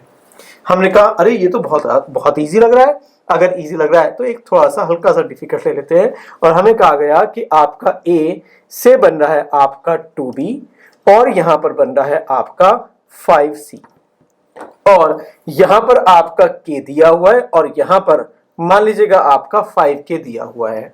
साथ में आपको यह भी दिया हुआ क्वेश्चन में कि t इक्वल टू 0 पर आपका जो a का अमाउंट है वो 10 नंबर ऑफ मोल है। लाइट को रोटेट करने की टेंडेंसी, जो आपका ए केमिकल रोटेट करने की टेंडेंसी है थीटा, वो मान लीजिएगा +10 डिग्री आपका बना हुआ है। जो बी केमिकल है उसकी रोटेट करने की टेंडेंसी है -2 डिग्री और जो सी केमिकल है वो है आपका मान लीजिएगा +4 डिग्री। और आपसे क्वेश्चन अलग अलग पूछ लिए। पहला क्वेश्चन पूछा उसने जब आपका 50% रिएक्शन कंप्लीट हो जाएगी तो आपका रोटेशन कितना होगा। मैंने कहा ठीक है। क्वेश्चन नंबर बी पूछ लिया जब 100% रिएक्शन हो जाएगी तो टोटल रोटेशन कितना होगा। अगर इस टाइप के क्वेश्चन हैं तो मैं बोलूंगा देखिएगा ऊपर वाला जाता है के से, नीचे जाने वाला जाता है आपका 5k से। इसका मतलब नीचे वाले का रेट ऊपर वाले से 5 टाइम्स होगा। मैंने कहा ठीक है। और अगर मैं सॉल्यूशन करने लगूं तो मैंने कहा ए अगर यहां से 6 जाते हैं, क्योंकि 5 और आपका 1 आपका 6 बना हुआ था, तो बोलूंगा इस रास्ते जाएगा 1 और इस रास्ते जाएगा आपका 5। मैंने कहा अब मैं क्वेश्चन करता हूं। मैंने कहा 100% जाना है। उन्होंने कहा केमिकल कितना है, तो उन्होंने कहा केमिकल 6 नहीं है, तो बोलूंगा केमिकल होगा 10। अब 10 को भेजना है। अब सोच के बताएगा अगर 6 मोल जाता है तो कितना फर्स्ट रिएक्शन में जाएगा, बोलूंगा 1। 6 के साथ 1 जाता है, 1 के साथ बोलूंगा 1/6 जाएगा। तो आपका यहां पर आंसर इस कलर कोड से बनेगा 1 डिवाइड बाई 6 इंटू ये बन जाएगा आपका 10। और ये कौन सा केमिकल आया, ये केमिकल आया आपका बी। मैंने कहा भाई 1 मोल से 1 मोल क्रिएट नहीं हो रहा, 1 मोल से 2 मोल क्रिएट हो रहा है। तो उन्होंने कहा कोई दिक्कत नहीं, अगर ये 2 आ गया है तो इसी को आप 2 टाइम कर दीजिएगा। मैंने कहा अरे ये तो समझ में आ गया। और ये कब है, जब आपका इनफाइनाइट टाइम है, मतलब पूरा कंज्यूम करता है। तो बताएगा ये कितना होगा, बोलूंगा 6 मोल अगर जाता तो 5 मोल क्रिएट होता। तो क्या आप बता सकते हैं, या कहीं ज्यादातर लोगों को बहुत ज्यादा इजी लग रहा होगा 5/6 इंटू आपका 10। जब मैंने ऊपर वाला कॉपी किया तो ये पता ये चला 5 से, इसका 1 से 1 नहीं क्रिएट होगा, 1 से 5 टाइम्स क्रिएट हो रहा है। और मैंने इस टाइप का करने के बाद आपको सी की भी वैल्यू बता दी। और ये तब है जब टी आपका इनफाइनाइट आ चुका है, इसका मतलब रिएक्शन 100% कंप्लीट हो गई है।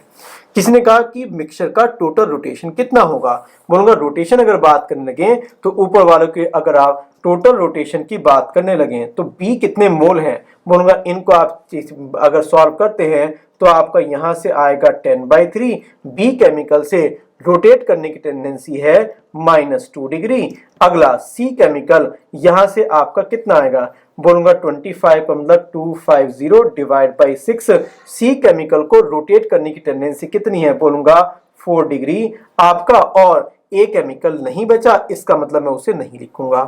कोई कहने लगा जी हमें रिएक्शन 100% नहीं लेके जानी, हमें तो 50% रिएक्शन कंप्लीट करनी है। तो जैसे ही मैंने यहां पर 50% रिएक्शन लिखा तो बताएगा इस पर्टिकुलर में, और यहां तक आते आते टॉपिक आपको बहुत ज्यादा इजी लगना चाहिए, ध्यान रखिएगा। तो हमने कहा ये पर्टिकुलर आपका ए था, यहां पर आपने बोला यहां से 1 जाएगा, यहां से आपका 5 जाएगा, अगर ये टोटल 6 जाएगा। मैंने कहा जाने वाला कितना है, तो उसने बोला जाने वाला 5 है।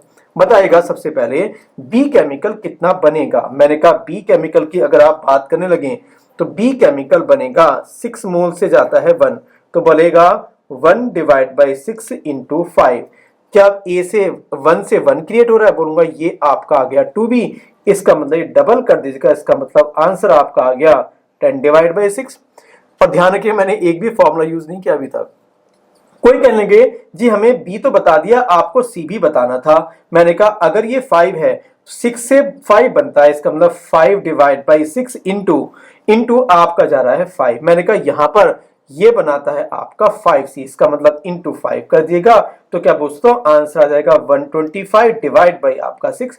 कोई कहने लगे कंटेनर में जो सॉल्यूशन बना हुआ है उसका टोटल रोटेशन कितना है, तो मैं बोलूंगा अगर आप टोटल रोटेशन की बात करने लगे तो क्या केमिकल ए बचा है, मैं बोलूंगा हाँ, चूंकि रिएक्शन 50% आगे गई है, इसका मतलब 5 आगे गए हैं 10 में से, इसका मतलब आपके 5 बच गए। तो मैं क्या पूछता हूं, जो 5 बचे हैं अगर मैं ए का रोटेशन देखने लगूं तो ये आपका आएगा 10 डिग्री। जब मैं बी की बात करने लगूं तो ये आएगा 10 डिवाइड बाई 6। बी का रोटेट करने की टेंडेंसी बोलूंगा -2 डिग्री। और यहां पर अगर सी की बात करने लगे तो 125 डिवाइड बाई 6, और सी का जो रोटेशन था वो था आपका 4 डिग्री। और इस टाइप से आप यहां पर निकाल सकते हैं कि जब रिएक्शन 50% कंप्लीट होती है तो जो सॉल्यूशन है उसका लाइट को रोटेट करने की टेंडेंसी कितनी है।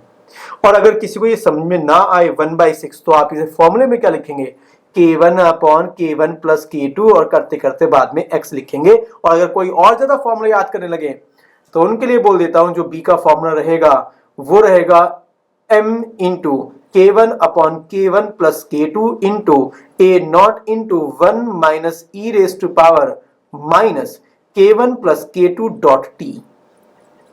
दम है तो याद कर लीजिएगा, नहीं है ऑब्जेक्टिव कीजिएगा, तुरंत आंसर है। हम लोग बात करते हैं सीक्वेंशियल रिएक्शन, या कुछ लोग इसको कंसेक्यूटिव रिएक्शन भी बोल देते हैं।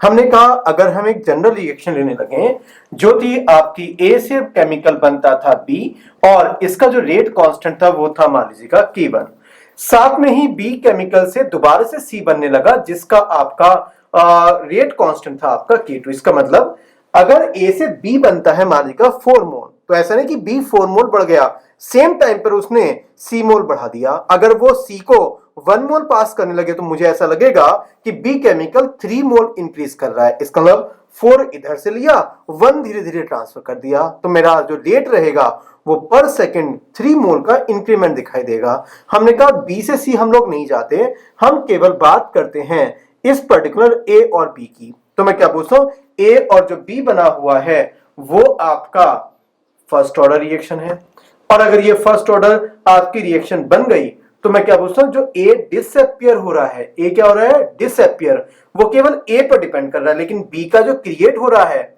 जिसको हम बोलते हैं अपीयरेंस ऑफ केमिकल बी, वो दो चीजों पर डिपेंड कर रहा है, वो कितनी स्पीड से क्रिएट हो रहा है और बी कितनी स्पीड से आपका सी में कन्वर्ट हो रहा है। तो हमने कहा केवल हम ए और बी की बात करते हैं, और अगर आप ए और बी की बात करने लगे तो मैं क्या लिख सकता हूं, जो आपका रेट ऑफ रिएक्शन रहेगा वो रहेगा minus D concentration upon dt। और यहां पर अगर इसे सॉल्व करने लगे तो बोलूंगा ये पर्टिकुलर रिएक्शन ए के रेस्पेक्ट में फर्स्ट ऑर्डर की, तो लिखा जाएगा आपका K1 a raise to power 1। ठीक है यहां तक। अगर मैं इसको लिखता हूं a माइनस एक्स, तो यहां पर लिखा जाएगा da माइनस एक्स, और बाद में बन जाएगा आपका जैसे dx अपॉन dt बनाया था फर्स्ट ऑर्डर में, ये भी बनेगा a माइनस एक्स। और जब पूरी की पूरी कैलकुलेशन करोगे तब आपको जो वैल्यू बनेगा वो बन जाएगा K1 equal to 1 upon t ln a upon at। यहां तक क्लियर है। जब मैंने इसे रीअरेंज किया तो रीअरेंज करने के बाद इसे हम लिख सकते हैं कि AT की वैल्यू बन जाएगी A नॉट मतलब इनिशियल अमाउंट, और बन जाएगा, सोच के बताएगा क्या बनेगा, e raise to power minus K T1। ठीक है, इसे हमने थोड़ा सही से लिखा। और अगर मैं यहां पर बुक की बात करने लगूं तो बुक वाले क्या लिखेंगे, A concentration at time T equal to A concentration at time 0 e raise to power minus K1 और T। ध्यान रखिएगा फॉर्मूला याद नहीं करना, क्योंकि हम लोग ये फॉर्मूले पहले ही कवर कर चुके हैं। अब हमें बोला गया कि B का जो रेट है वो क्या होगा, मतलब B के अपीयरेंस का रेट क्या होगा। तो मैंने ऊपर की इक्वेशन एक बार और लिखी समझाने के लिए, और मैंने कहा देखिएगा A से आपका बन रहा था B, मैंने कहा ठीक है, और यहां पर बन रहा था आपका C।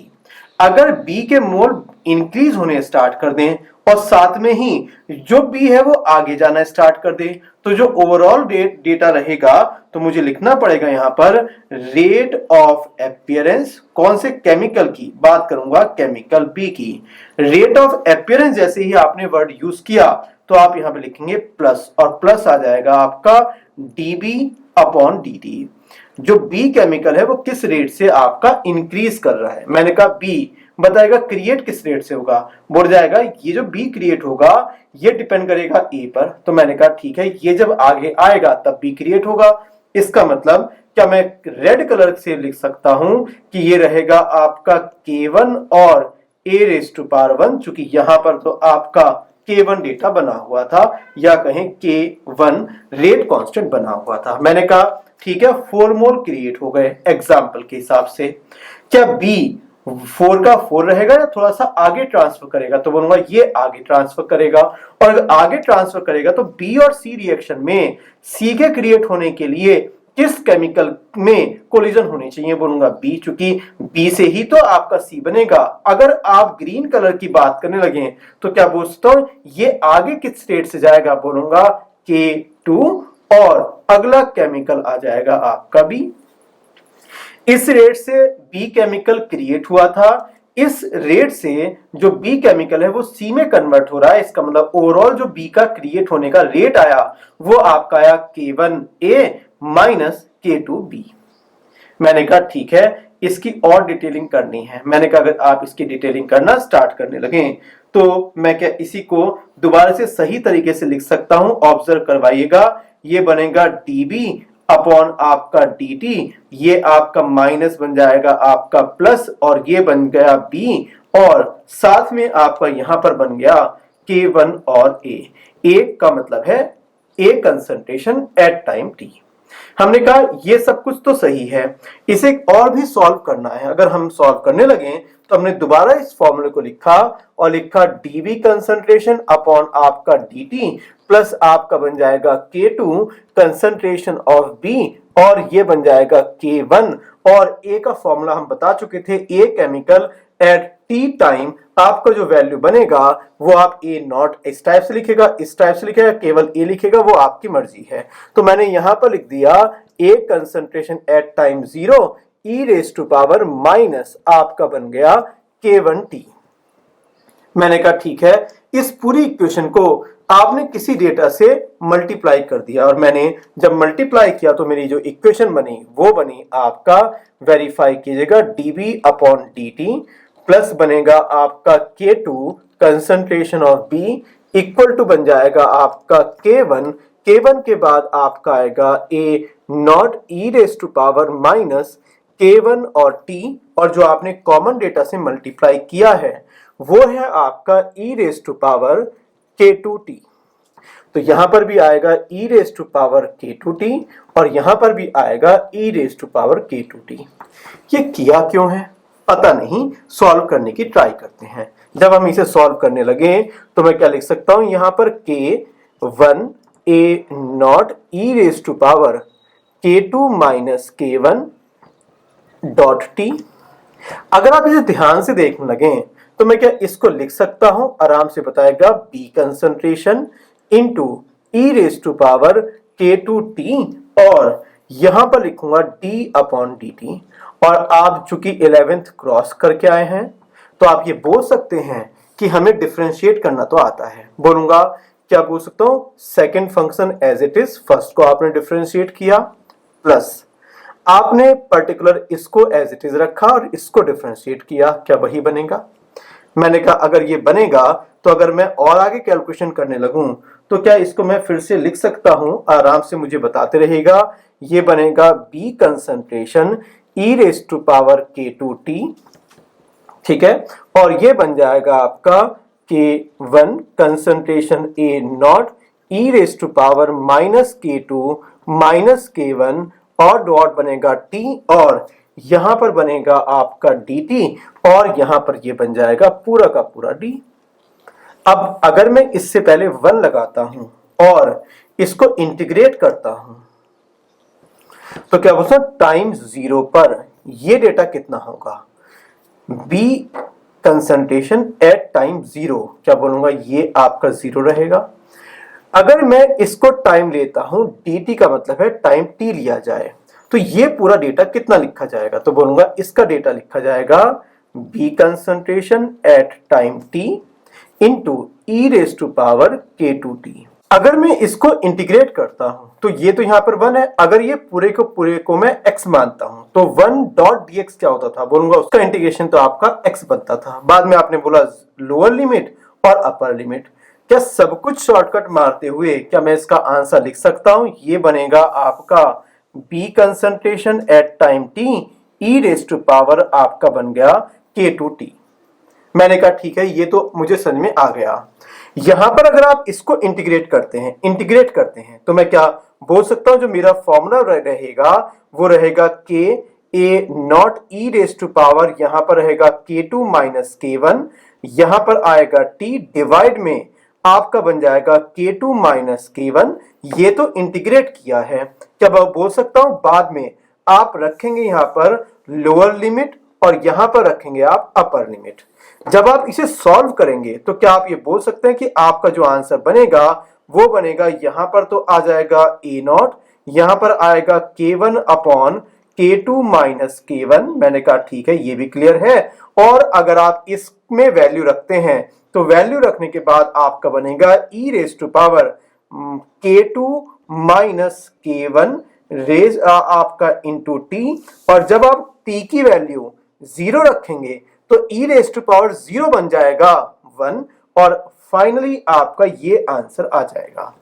जब आपने इस e raise to power k2t को इधर डिवाइड किया तो क्या आप इक्वेशन बना सकते हैं कि आपका bt की वैल्यू क्या रहेगा, जो कि फाइनल आंसर आपका आ जाएगा, और bt की वैल्यू बनेगी आपकी, ऑब्जर्व कीजिएगा क्या बनना चाहिए bt की वैल्यू, तो bt की वैल्यू बनेगी आपका यहां पर ए नॉट के बाद आपका आएगा K1 upon K2 minus K1, ठीक है यहां तक। उसके बाद बनेगा e raise to power K2, इसका मतलब बना यहां पर K1t माइनस आपका बनेगा यहां पर e raise to power minus K2t। Verify कर लीजिएगा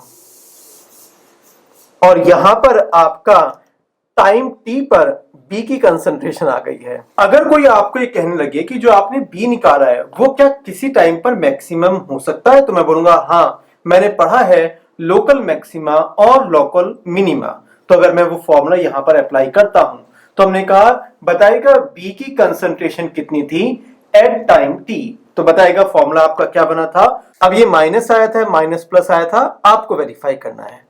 हमने कहा अगर मैं इस फॉर्मूले को सही मानता हूं और बोला जाए कि d कब मैक्सिमम बनेगा, तो बोलूंगा मैक्सिमा और मिनिमा बनने के लिए हम केवल एक ही चीज निकालते हैं और वो होती है कि आपको अगर बोला जाए कि bt की वैल्यू मैक्सिमम होती है तो मैं बोलूंगा इसका मतलब db अपॉन जो dt रहेगा उसकी वैल्यू 0 आनी चाहिए, और जो वहां से आपका डेटा आए फिर आप दोबारा वो डेटा यहां पर रखेंगे, दोबारा डिफरेंशिएट करेंगे और बाद में बोलेंगे अगर वो माइनस आ गया तब ये मैक्सिमम देगा। तो मैं इतना काम नहीं करूंगा, मैं केवल एक ही बार डिफरेंशिएट करूंगा और वो पर्टिकुलर पॉइंट निकाल दूंगा जहां पर आपका बी मैक्सिमम आएगा। उन्होंने कहा करके दिखाइएगा, और अगर करके दिखाने लगे तो मैं क्या पूछता हूं, अगर मैं इसको डिफरेंशिएट करना स्टार्ट करता हूं तो ए नॉट बोलूंगा इनिशियल वैल्यू जो कि बाय डिफॉल्ट आपका डिफरेंशिएट नहीं किया जा सकता। ये पर्टिकुलर सब कुछ कांस्टेंट है, इसका मतलब मुझे इनडायरेक्टली प्रूव करना है कि जैसे ही आपने बोला dv अपॉन dt को उठा के जीरो करो, तो मैं बोलूंगा अगर आप इसे जीरो करने को बोले, इसका मतलब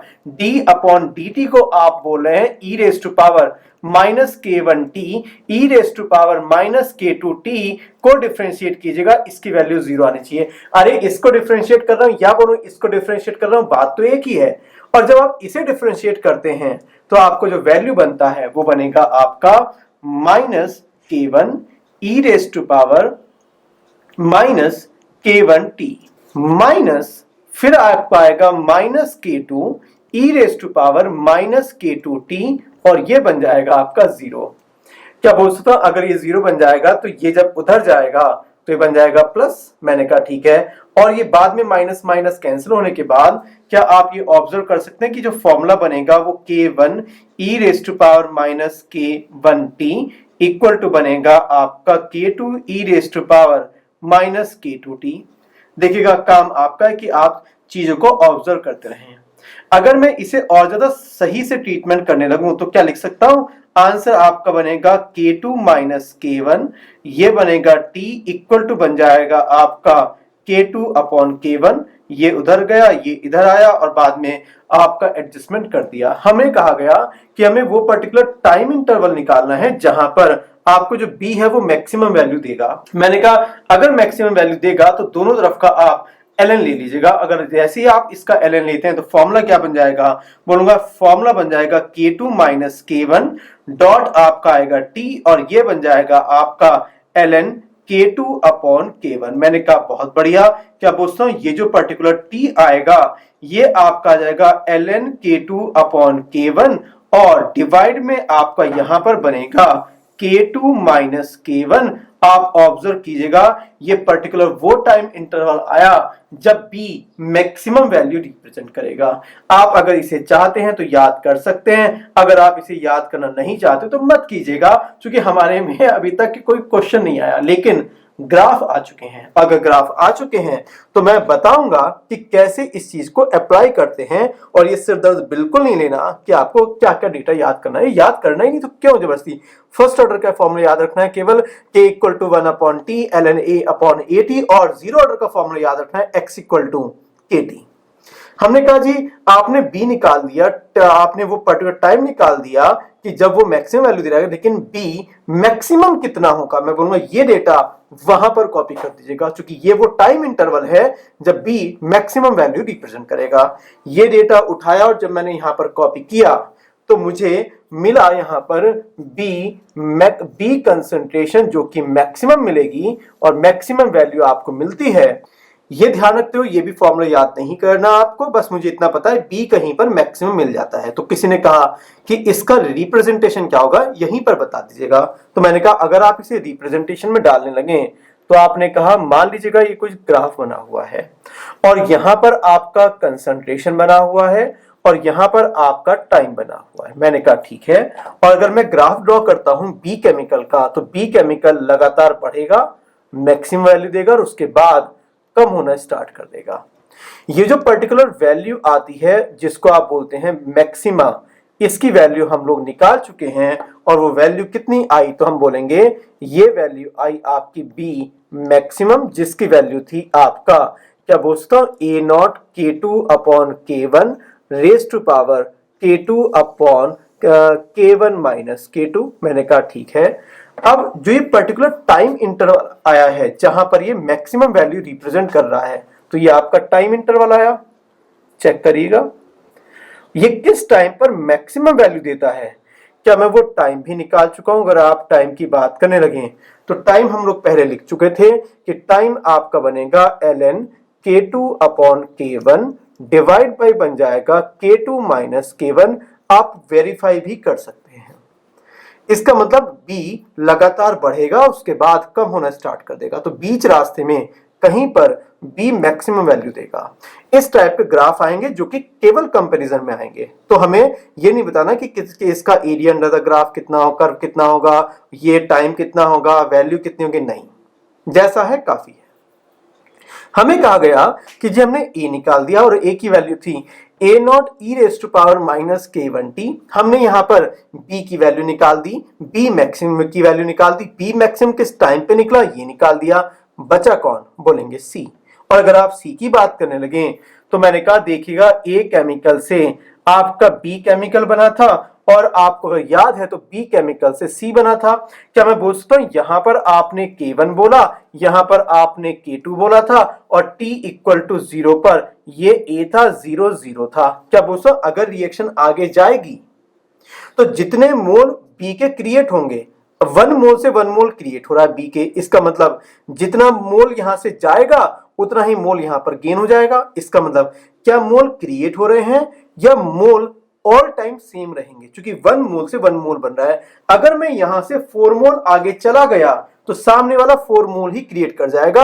हाँ, ये अलग बात है कि A के मोल ना हो के वो B के मोल होंगे, और अगर B के मोल चले गए आगे तो B के मोल ना हो के वो C के मोल हो जाएंगे।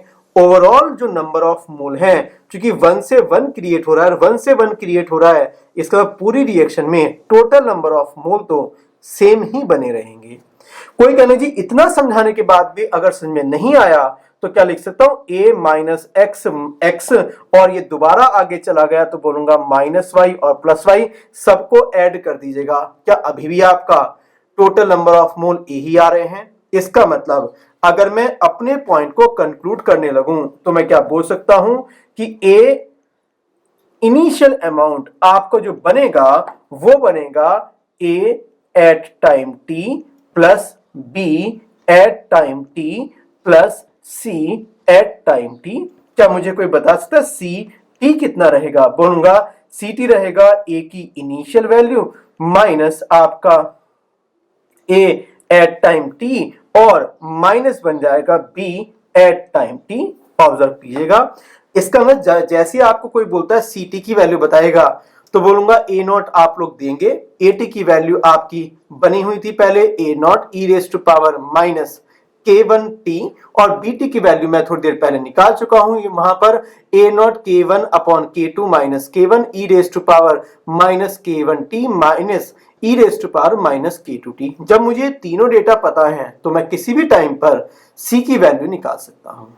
तो यहां पर हमारा फॉर्मूला बेस्ड चीजें कवर हो चुकी हैं, अब हम इसी को अप्लाई करेंगे ग्राफ्स में। अब बात करते हैं सीक्वेंशियल रिएक्शन के ग्राफ्स की, जो कि क्वेश्चंस आते हैं।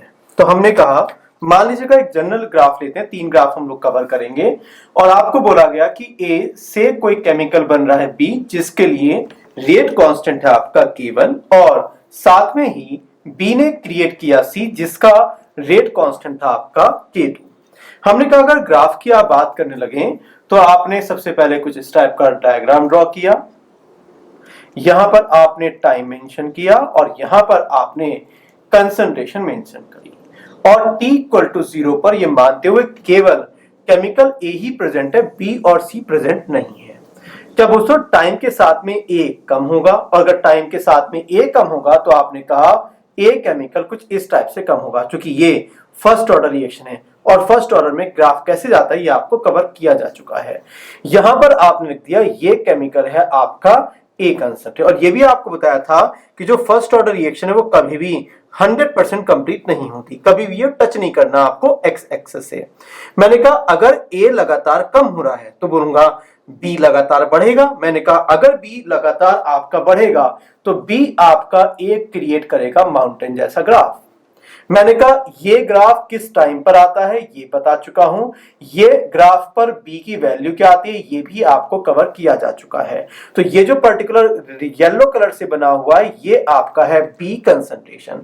अगर मुझे कोई बोलता है C तो बोलूंगा हाँ C के स्टार्टिंग में स्पीड बहुत ही कम रहेगी बनने के लिए, क्योंकि C को बार बार B का वेट करना पड़ेगा और बाद में जो ग्राफ रहेगा वो कुछ इस टाइप का आपका डायग्राम बन जाएगा। ध्यान रखिएगा ये डायग्राम कभी भी इसके ऊपर से मत निकाल देना, क्योंकि लगातार जो नंबर ऑफ मोल है वो जितने A के कम होंगे उतने ही तो बाद में आके C के मोल बनेंगे, क्योंकि A से A 1 मोल से 1 मोल B बन रहा है, 1 मोल B से 1 मोल C बन रहा है। तो अगर मैं इस डायग्राम को स्केल ना देखने लगूं, केवल आपको एक डायग्राम का ऑब्जर्वेशन बताऊं, तो मैं बोल सकता हूं क्या ए टाइम के साथ कम होगा, बी आपका माउंटेन क्रिएट करेगा और सी लगातार पहले बढ़ेगा कम स्पीड से और बाद में एकदम बढ़ना स्टार्ट कर देगा।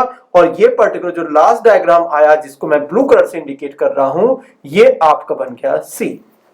मैंने कहा ठीक है, ऑब्जर्वेशन हमें तैयार हो गया और हमने क्वेश्चन नंबर ए जैसे ही आपने लिखा, हमने कहा जी एक क्वेश्चन और करना है। उन्होंने कहा क्या करना है? उन्होंने कहा देखिएगा ए था और ए से बना आपका K1 और ये बना आपका B, और जब आप B से बनाने गए तो मैंने बोला C और ये बन गया आपका K2।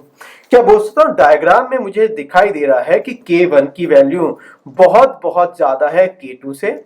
इसका मतलब जो रेट है आगे आने का वो A से B जल्दी बन जाएगा, इसका मतलब A धीरे धीरे कम होगा या A सडनली कम हो जाएगा? बोलूंगा सडनली कम हो जाएगा और B तुरंत बैठ बन जाएगा, लेकिन B बहुत आराम आराम से C बनाएगा। इसका मतलब काफी लंबे टाइम तक B एग्जिस्ट करता रहेगा और C का रेट इतना फास्ट नहीं होगा। तो उन्होंने कहा यही चीज ग्राफिकली समझाइएगा।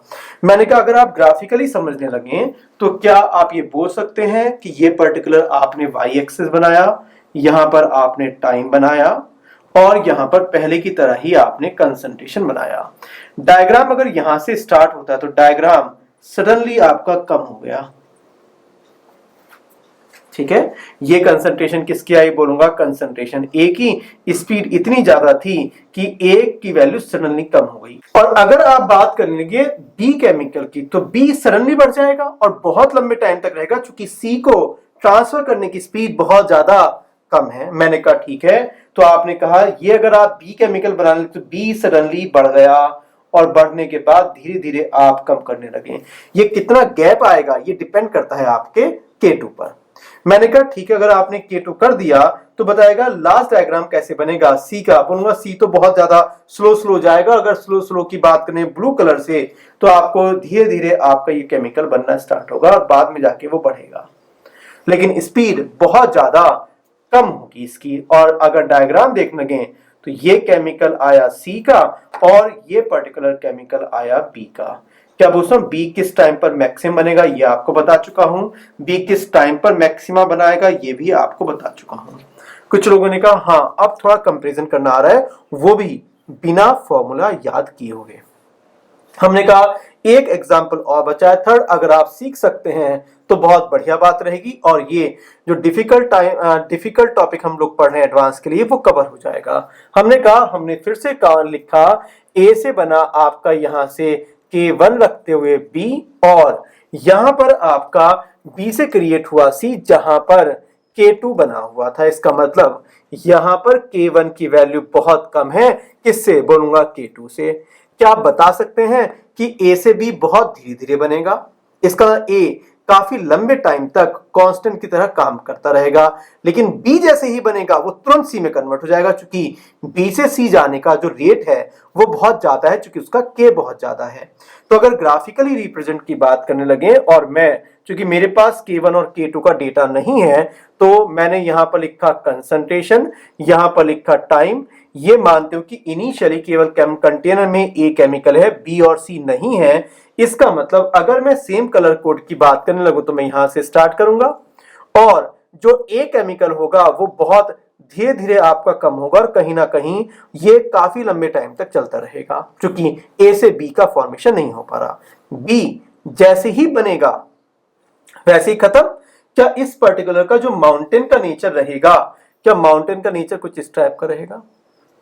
अब कुछ लोग बोलेंगे जी माउंटेन दिख ही नहीं रहा, ये माउंटेन का पीक है, चेक कर लीजिएगा। क्योंकि बी बहुत ही कम टाइम इंटरवल बनना है, जैसे ही बना वैसे ही चला गया, तो बी का अमाउंट ज्यादा नहीं बढ़ पाएगा और ये लाइन भी बहुत ही पास में आएगी। अब जब ए ने कम कर दिया, बी बनते ही गायब हो गया, तो बना कौन? बोलूंगा केमिकल सी। और जो आपका केमिकल सी का डायग्राम रहेगा क्या वो कुछ इस टाइप का हो जाएगा? चेक करते रहिएगा। तो मैंने लिख देता हूं, ये केमिकल है केमिकल सी, ये केमिकल था आपका ए और ये केमिकल हुआ आपका बी, जिसमें माउंटेन को देखना थोड़ा डिफिकल्ट है क्योंकि बी बनते ही खत्म हो गया।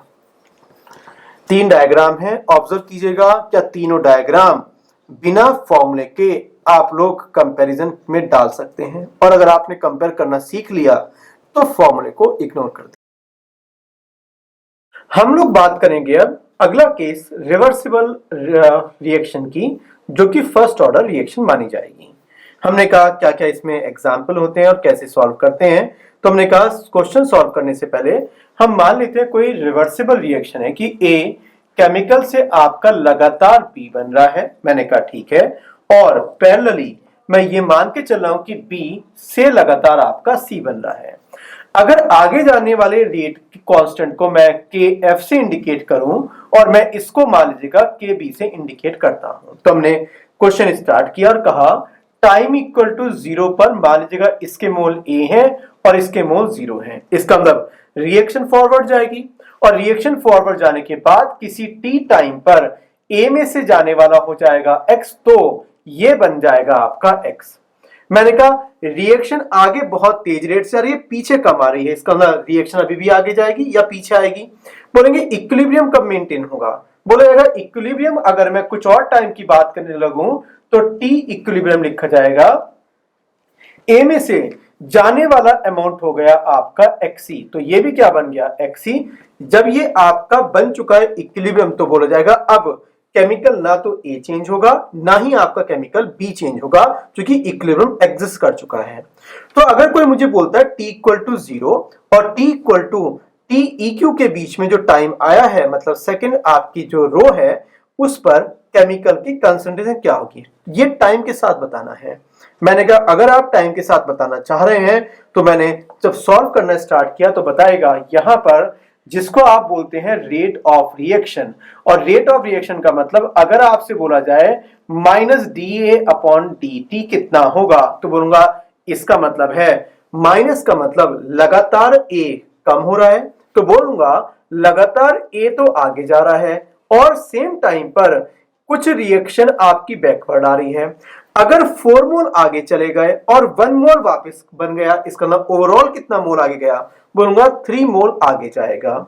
इसी चीज को क्या मैं लिख सकता हूं यहां पर कि अगर ये आगे जा रहा है इसका मतलब आपको बताना पड़ेगा रेट ऑफ फॉरवर्ड में से आपको रेट ऑफ बैकवर्ड माइनस करना पड़ेगा। मैंने कहा ठीक है, जब आपने यहां पर देखा तो आपने कहा फॉरवर्ड का रेट बोला जाएगा आगे जाने का रेट ए के कोलिजन पर डिपेंड करेगा, जिसको हमने बोल दिया के एफ कंसंट्रेशन ऑफ ए। मैंने कहा ठीक है, कुछ अमाउंट पीछे आ रहा है, बोलूंगा पीछे आने वाला रेट होगा के बी और ये बन जाएगा बी। मैंने कहा ठीक है, अगर मैं इसे सॉल्व करने लगूं तो मैं क्या लिख सकता हूं, मेरा जो फॉर्मूला बनेगा वो बनेगा के एफ एट टाइम टी, आपका ए का कंसंट्रेशन बना हुआ है यहां पर ए माइनस एक्स। मैंने कहा ठीक है, उसके बाद आपका बना हुआ है यहां पर माइनस आपका के बी रहा और एक्स की वैल्यू फिर से आपकी आ गई एक्स।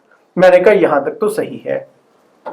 जब आपने ए की वैल्यू ये ए माइनस एक्स कॉपी करी तो आप क्या बोल सकते हैं, फाइनली आपका फॉर्मूला बनेगा dx बाई dt, और ये भी आपका बन जाएगा अगर मैं इसको इक्वेशन नंबर 1 बोलने लगता हूं। सोच लीजिएगा पहले, तो इसे अगर मैं सही से ऑब्जर्व करने लगूं तो क्या मैं इसको फिर से लिख सकता हूं dx upon dt equal to, क्या मैं लिख सकता हूं आपका के एफ डॉट ए, बहुत बढ़िया, माइनस क्या लिख सकता हूं के फॉरवर्ड प्लस आपका रहेगा के बैकवर्ड, और ये बन जाएगा आपका कितना बनेगा, सोचेगा सोचेगा सोचेगा, और ये बन जाएगा आपका यहां पर x। मैंने कहा ठीक है, यहां तक तो समझ में आ गया। अगर कोई कहता है अब आपको यहां पर एड इक्विलिब्रियम, जैसे आपने इक्विलिब्रियम वर्ड यूज किया इसका मतलब ए जितना अमाउंट आगे जाएगा उतना ही अमाउंट पीछे आएगा, इसका मतलब रेट ऑफ रिएक्शन हो जाएगी 0, तो आप बोलेंगे यहां पर बनेगा minus D A upon D T equal to बन जाएगा rate forward minus rate backward, और आपने जैसे इक्विलिब्रियम वर्ड यूज किया इसका मतलब ये 0 हुआ, और 0 होने का मतलब हुआ रेट फॉरवर्ड इक्वल टू हुआ रेट बैकवर्ड। फॉरवर्ड वाला रेट कितना था, बोलूंगा फॉरवर्ड रेट हो जाएगा के फॉरवर्ड, और ये बन जाएगा ए माइनस एक्स ई, वेरीफाई करते रहेगा, और रेट ऑफ बैकवर्ड हो जाएगा आपका के बैकवर्ड, और ये हो जाएगा एक्सी। क्या आप फिर से बोल सकते हैं, इसी को अगर आप सॉल्व करने लगे तो K F dot A equal to क्या आपको दिखाई देगा, एक्स ई, और ये आ चुका है के एफ प्लस आपका के बी, इक्वेशन नंबर 2।